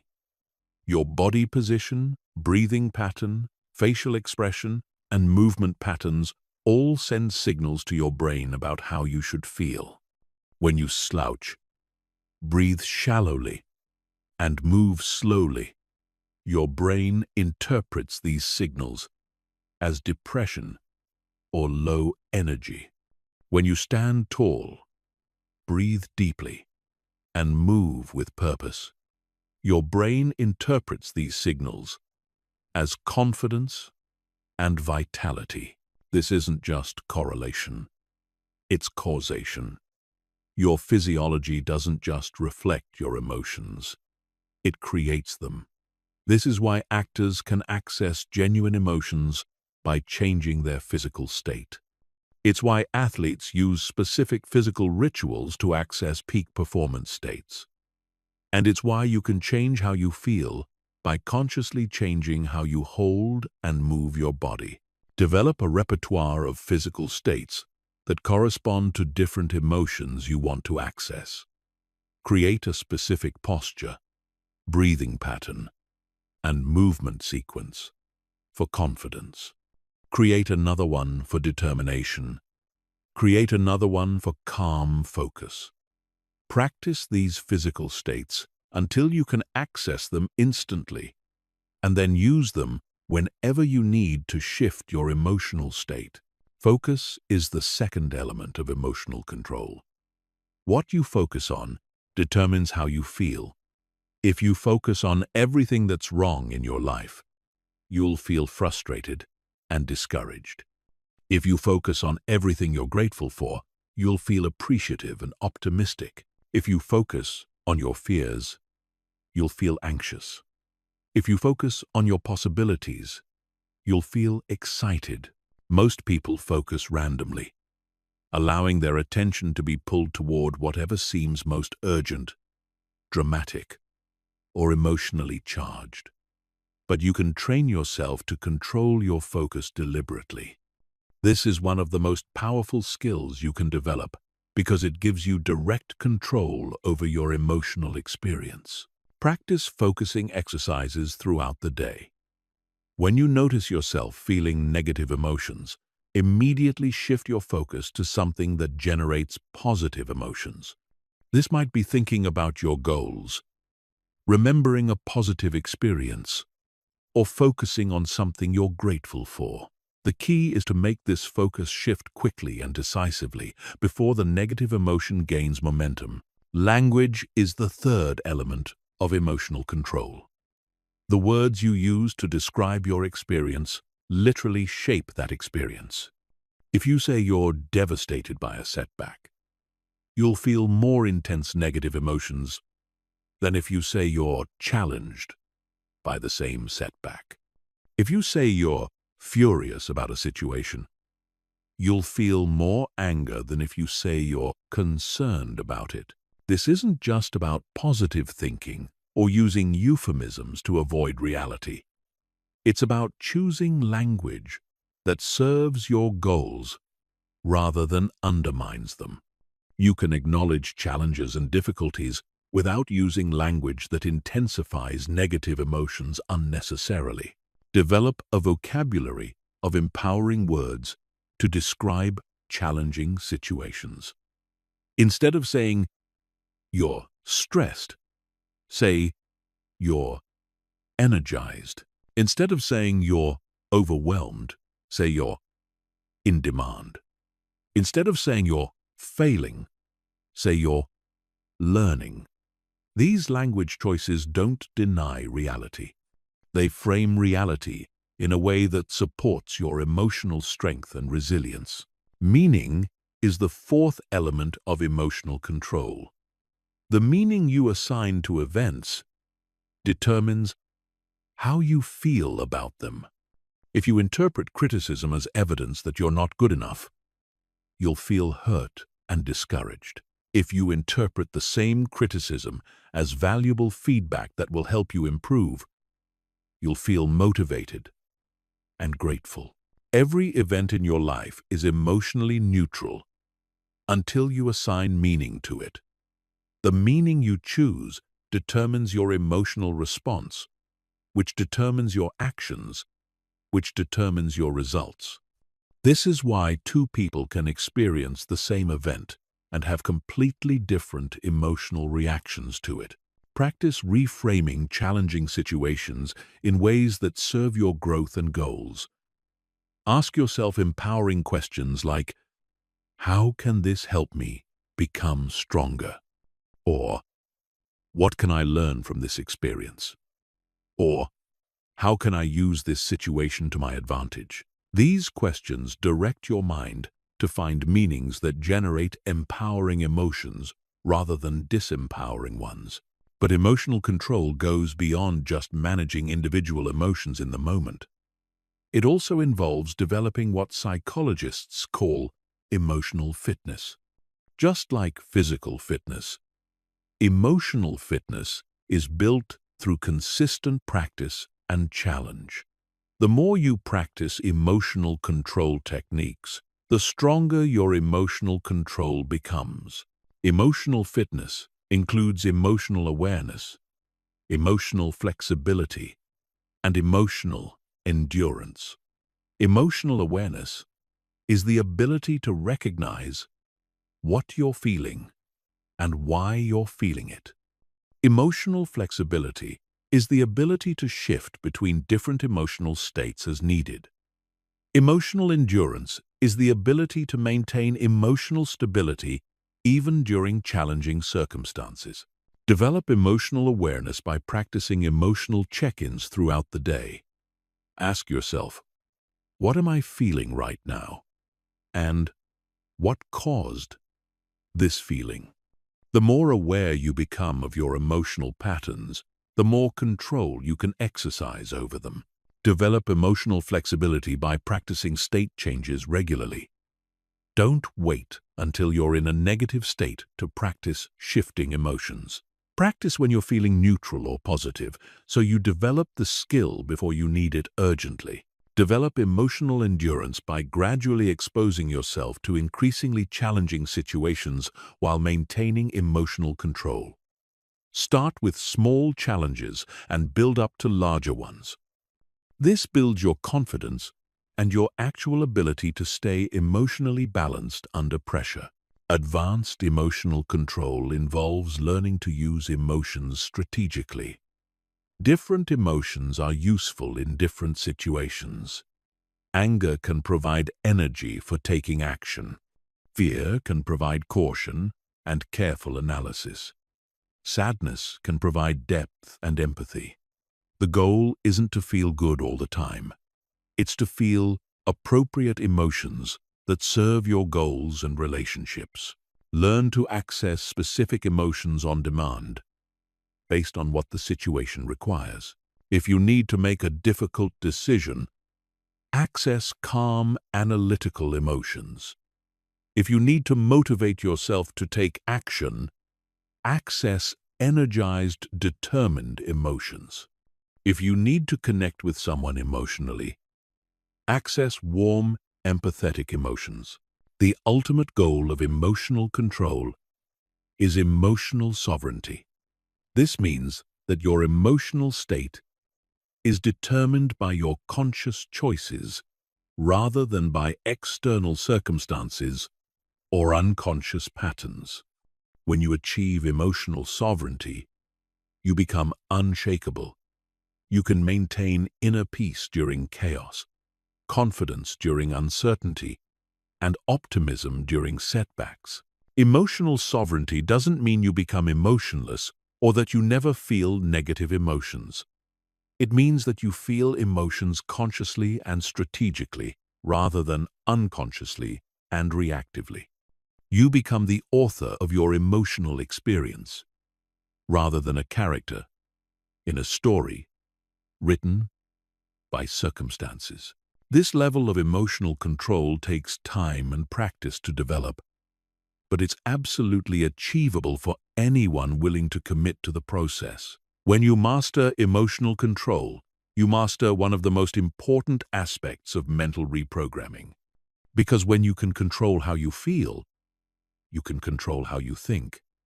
And when you can control how you think, you can control your entire life experience. Chapter 13. Building unshakable confidence that nothing can destroy. Confidence is not a personality trait that you either have or don't have. It's not something you're born with or without. Confidence is a skill that can be developed systematically through specific mental and behavioral practices. Most people wait to feel confident before they take action, but this approach guarantees that confidence will never develop.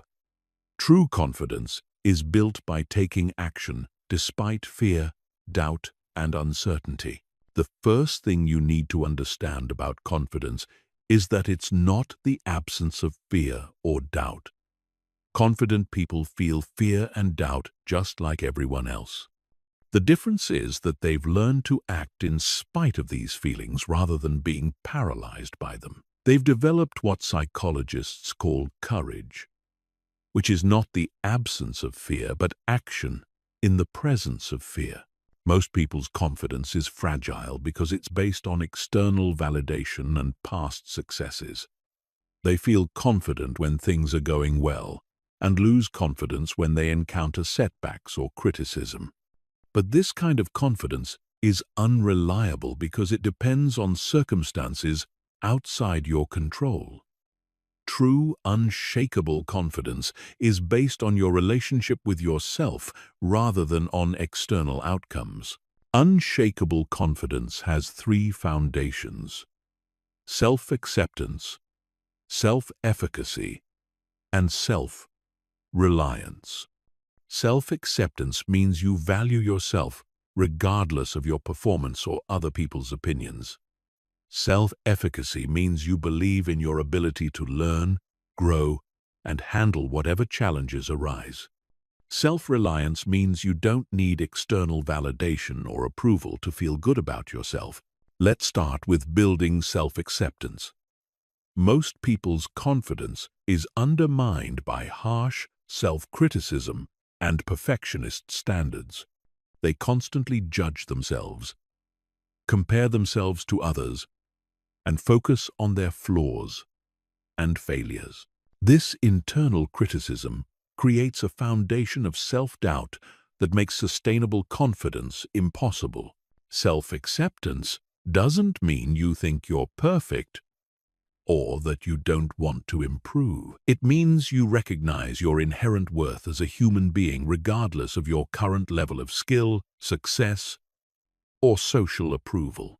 It means you treat yourself with the same kindness and understanding you would show to a good friend. Practice self-compassion by changing your internal dialogue from criticism to coaching. Instead of saying, "I'm such an idiot for making that mistake," say, "That didn't work out as planned. What can I learn from this experience?" Instead of saying, "I'm terrible at this," say, "I'm still learning how to do this well." This isn't about lowering your standards or accepting mediocrity. It's about creating an internal environment that supports growth rather than undermines it. When you accept yourself unconditionally, you free up mental energy that was previously spent on self-criticism and redirect it toward improvement and achievement. Self-efficacy is your belief in your ability to learn new skills, overcome challenges, and achieve your goals. This is different from confidence in any specific area. You might not be confident about giving presentations right now, but you can be confident in your ability to become good at giving presentations through practice and learning. Build self-efficacy by focusing on your track record of learning and growth rather than your current level of ability. Think about all the things you can do now that you couldn't do before. Remember challenges you've overcome, skills you've developed, and problems you've solved. This evidence proves that you have the capacity to continue learning and growing. Practice taking on challenges that are slightly outside your current comfort zone. This builds evidence that you can handle uncertainty and develop new capabilities. Start with small challenges and gradually work up to bigger ones. Each successful challenge completion builds your confidence in your ability to handle future challenges. Self-reliance is your ability to maintain emotional stability and self-worth without depending on external validation. This doesn't mean you don't value relationships or feedback from others. It means you don't need other people's approval to feel good about yourself or to make decisions about your life. Build self-reliance by developing your own internal validation system. Instead of looking to others to tell you whether you're doing well, develop your own criteria for success and progress. Learn to acknowledge your own achievements, celebrate your own growth, and trust your own judgment about what's right for you. Practice making decisions based on your own values and goals rather than on what others expect or approve of. Start with small decisions and work up to bigger ones. Each time you make a decision based on your own judgment rather than external pressure, you strengthen your self-reliance. But confidence isn't just an internal state. It's also expressed through your behavior, your communication, and your presence. The way you carry yourself, speak, and interact with others either reinforces or undermines your internal confidence. This is why working on confident behavior is just as important as working on confident thinking. Confident body language includes standing tall, making appropriate eye contact, speaking clearly, and moving with purpose. These behaviors don't just reflect confidence, they create it. When you act confidently, you begin to feel more confident. This is called the confidence behavior loop, and you can use it to build genuine confidence from the outside in. Practice confident behavior even when you don't feel confident inside. This isn't about being fake or pretending to be someone you're not.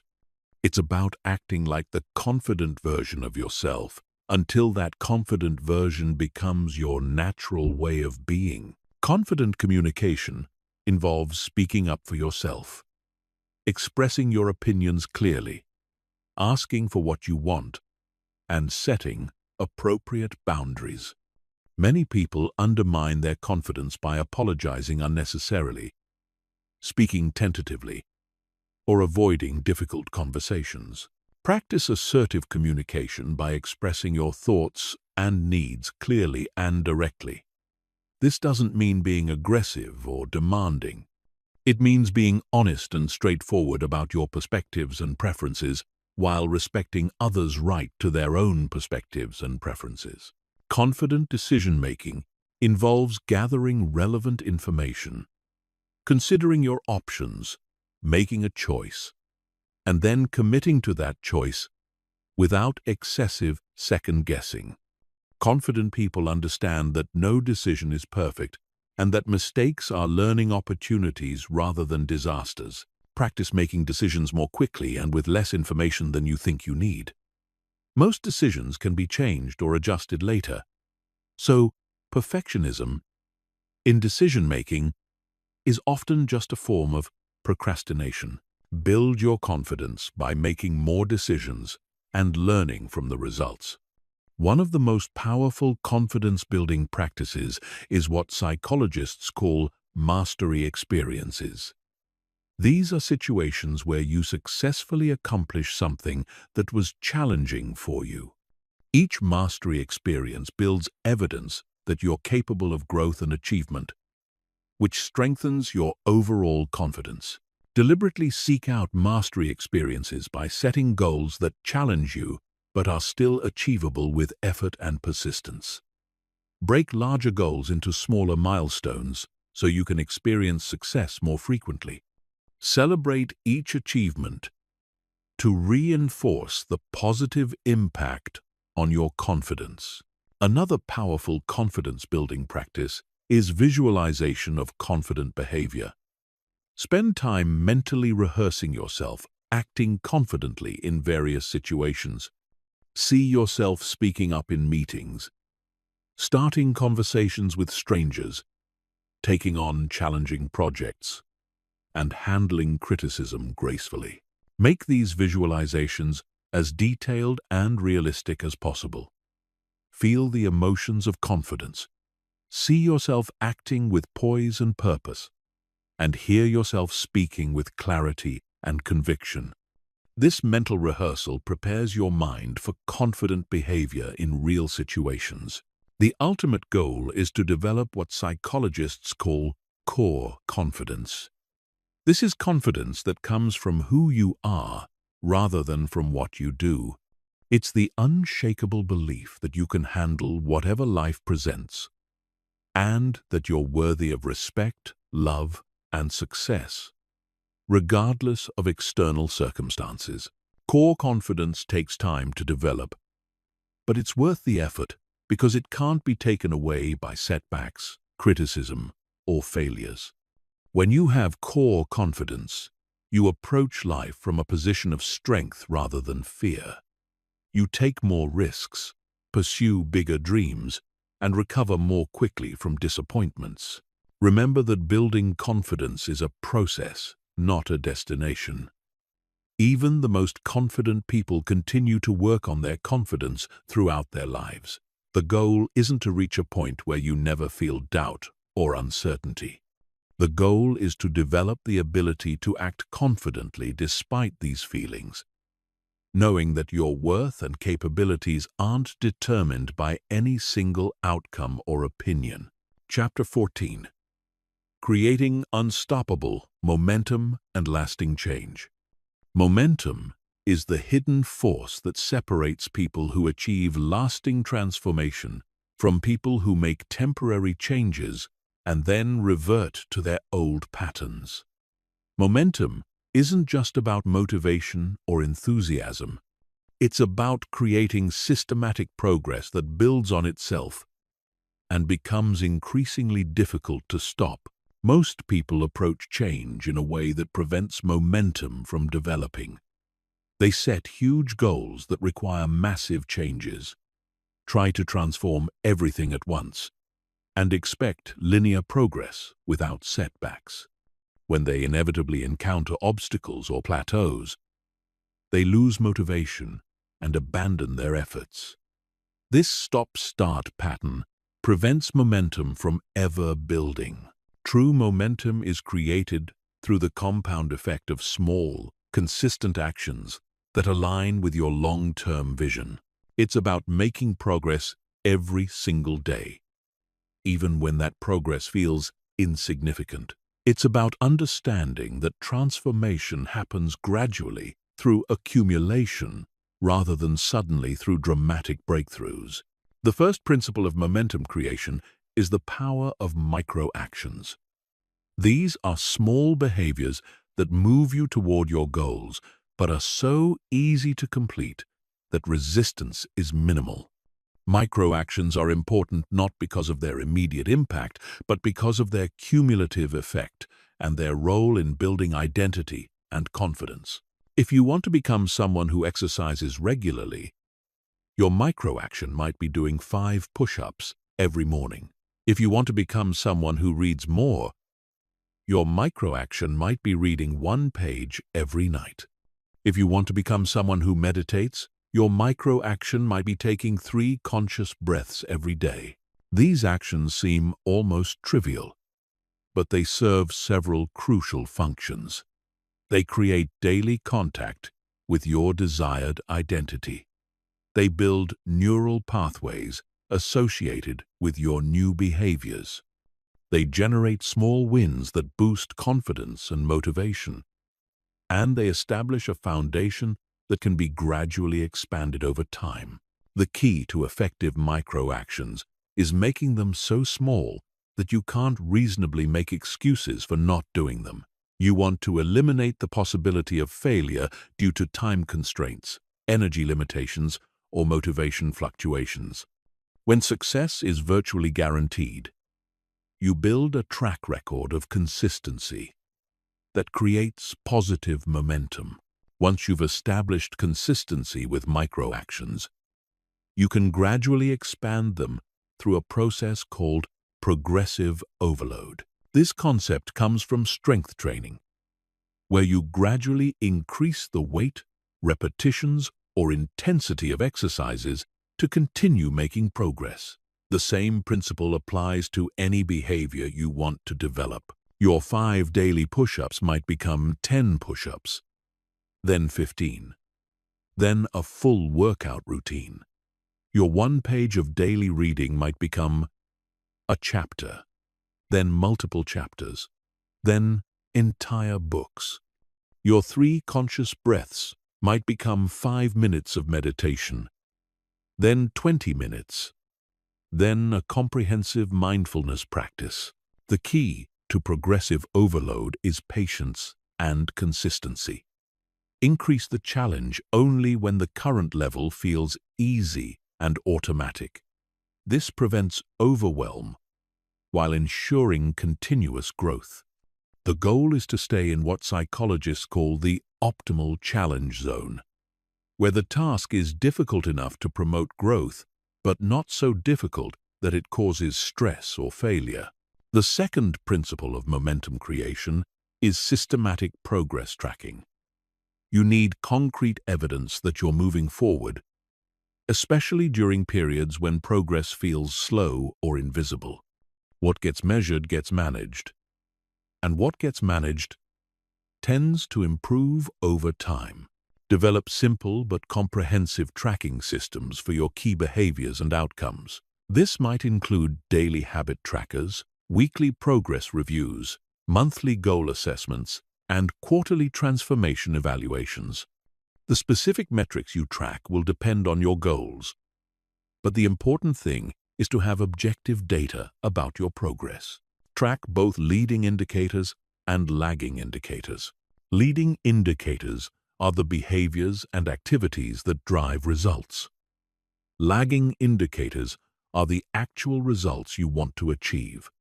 For example, if your goal is to lose weight, exercising and eating healthy are leading indicators, while your actual weight is a lagging indicator. Focus most of your attention on leading indicators because these are within your direct control.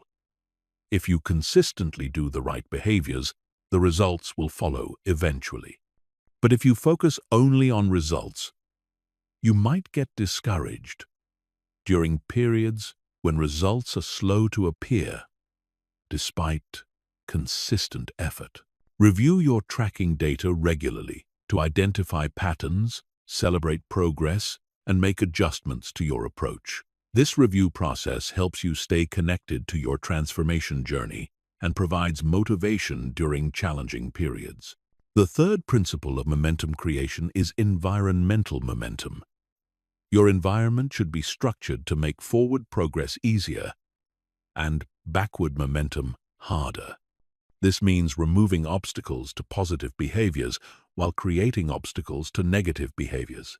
Design your physical environment to support your desired habits. If you want to exercise more, lay out your workout clothes the night before. If you want to eat healthier, remove junk food from your house and stock it with healthy options. If you want to be more productive, create a dedicated workspace that's free from distractions. Design your social environment to reinforce your transformation.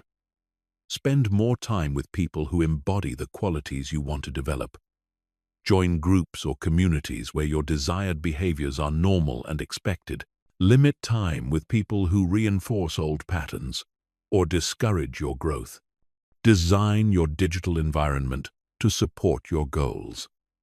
Unfollow social media accounts that promote limiting beliefs or negative behaviors. Subscribe to content that reinforces your desired identity and provides practical strategies for growth. Use apps and tools that make positive behaviors easier and negative behaviors harder. The fourth principle of momentum creation is identity momentum. As you consistently perform new behaviors, you begin to see yourself differently. This identity shift creates momentum because you start acting in ways that are consistent with your new self-image.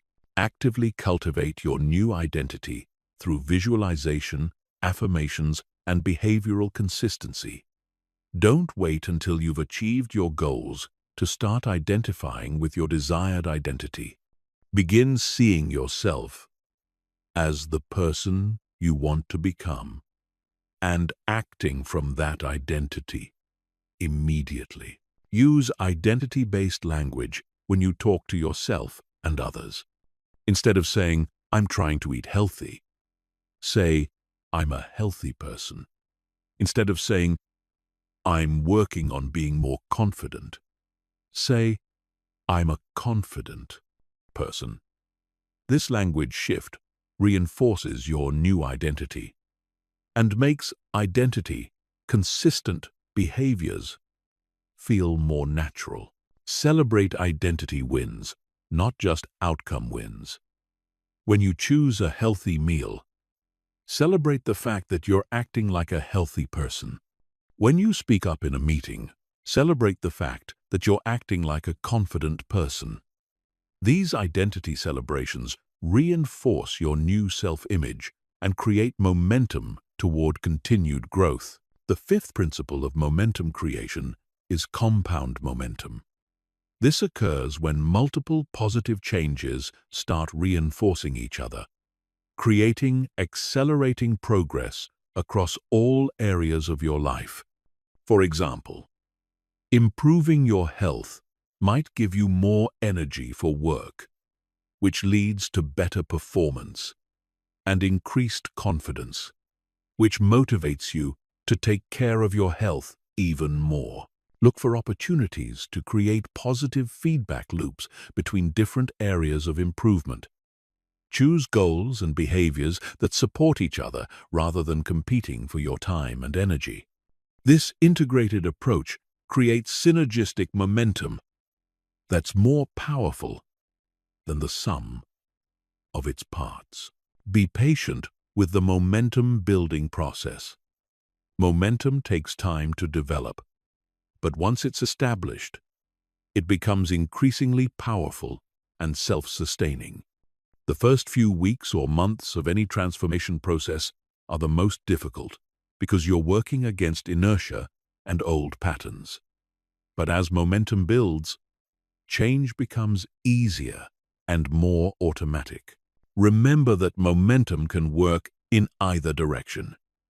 Just as positive momentum makes continued progress easier, negative momentum makes continued decline easier. This is why it's crucial to guard your momentum carefully and to get back on track quickly when you experience setbacks. The most successful people understand that transformation is not about perfection but about momentum. They focus on consistent forward progress rather than flawless execution. They understand that small actions compound over time to create massive results, and they protect their momentum as one of their most valuable assets. When you master the principles of momentum creation, you stop relying on motivation and willpower to drive your transformation. Instead, you create systems and environments that naturally pull you toward your desired outcomes. You become someone who doesn't just achieve goals, but who continuously grows and evolves throughout their life. Chapter 15. Taking complete control of your destiny. You have reached the final chapter of this journey. But this is not an ending. This is the beginning of a completely new way of living. Everything you've learned up to this point has been preparing you for this moment when you make the decision to take complete control of your mind and, through it, your entire destiny. Most people live their entire lives as passengers in their own existence. They let circumstances dictate their emotions. They let other people's opinions determine their self-worth. They let past experiences define their future possibilities. They let unconscious programming control their thoughts, decisions, and actions. But you now understand that none of this is necessary. You have learned that your mind is not your master but your servant. You have discovered that your thoughts are not facts but choices. You have realized that your identity is not fixed but fluid. You have understood that your emotions are not happening to you but being created by you. And most importantly, you have seen that your future is not predetermined by your past, but is being created by your present choices. The knowledge you now possess is incredibly powerful, but knowledge without action is worthless. Information without implementation changes nothing. Understanding without application leaves you exactly where you started. The question now is not whether you can transform your life, but whether you will transform your life. Taking complete control of your destiny requires 3 fundamental commitments: the commitment to awareness, the commitment to responsibility, and the commitment to action. These commitments must be made not just intellectually but emotionally and spiritually. They must become part of who you are, not just what you think about. The commitment to awareness means you agree to pay attention to what's happening in your mind at all times. You commit to noticing your thoughts, observing your emotions, and recognizing your patterns. You commit to staying conscious instead of operating on autopilot. You commit to being the observer of your internal experience rather than being unconsciously controlled by it. This awareness commitment is not a passive activity. It requires active vigilance and constant choice. Every moment of every day, you have the opportunity to be aware or to be unconscious. Most people choose unconsciousness because it's easier and more comfortable. But unconsciousness is what keeps people trapped in limiting patterns. Awareness is the foundation of all transformation because you cannot change what you do not see. When you commit to awareness, you commit to seeing your mind clearly and honestly, without self-deception or avoidance. This can be uncomfortable at first because awareness reveals patterns and programming that you might prefer to ignore. But this discomfort is temporary, while the benefits of awareness are permanent. The commitment to responsibility means you agree to take complete ownership of your thoughts, emotions, behaviors, and results. You commit to stopping all victim thinking, excuse-making, and blame-shifting. You commit to recognizing that you are the author of your own experience, regardless of what external circumstances may arise. Responsibility is not the same as fault or blame. You are not responsible for everything that happens to you, but you are responsible for how you respond to everything that happens to you. You are not responsible for your original programming, but you are responsible for reprogramming yourself. You are not responsible for other people's actions, but you are responsible for your reactions. When you fully accept responsibility for your experience, you reclaim your power. As long as you believe that your thoughts, emotions, or results are caused by external factors, you remain powerless to change them. But when you recognize that your internal experience is generated by internal processes under your control, you become infinitely powerful. The commitment to action means you agree to consistently implement what you've learned, regardless of how you feel or what obstacles arise. You commit to doing the daily mental work required for transformation. You commit to practicing new behaviors even when they feel uncomfortable. You commit to persisting through resistance, setbacks, and plateaus. Action is where transformation becomes real. Without action, all the awareness and responsibility in the world will change nothing. But with consistent action aligned with clear intentions, you can create any reality you desire. This action commitment must be unconditional. You cannot wait until you feel motivated to take action. You cannot wait until circumstances are perfect to begin. You cannot wait until you have more time, energy, or resources. You must commit to taking action now, today, regardless of your current situation or emotional state. But taking control of your destiny is not just about personal transformation. It's about becoming the kind of person who contributes to the transformation of others and the world around you. When you master your own mind, you become a force for positive change in every environment you enter. People will notice the change in you long before you tell them what you've been doing. They will sense your increased confidence, your emotional stability, your clarity of purpose, and your unshakable self-possession. Some will be inspired and ask you to share what you've learned. Others will be threatened and try to pull you back down to their level. Your job is to maintain your growth, regardless of either response. As you continue to evolve, you will naturally become a leader and an example for others who are ready to transform their own lives. You will discover that one of the most fulfilling aspects of personal transformation is helping others achieve their own breakthroughs. This is how positive change spreads throughout families, communities, and societies. But remember that you cannot give what you do not have. You cannot help others master their minds if you have not mastered your own. You cannot inspire others to take responsibility if you are still making excuses. You cannot teach others to overcome their programming if you are still controlled by yours.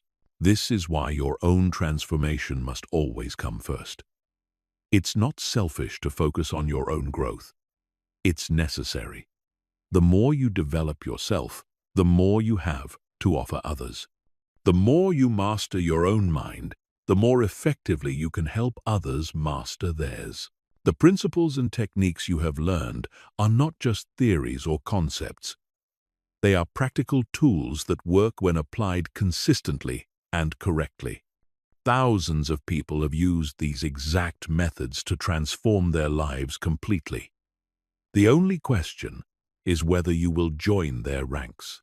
Your old life, your old patterns, your old limitations are all waiting for you to return to them. They will welcome you back without judgment or consequences.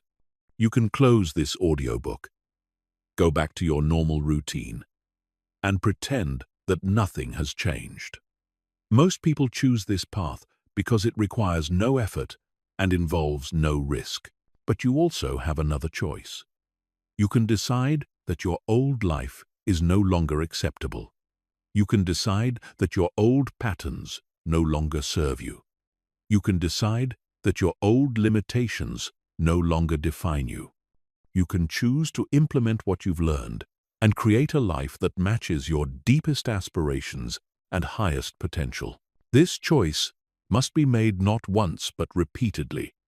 Every day, every hour, every moment, you will face the choice between old patterns and new patterns, between unconscious reactions and conscious responses, between settling for what is and creating what could be.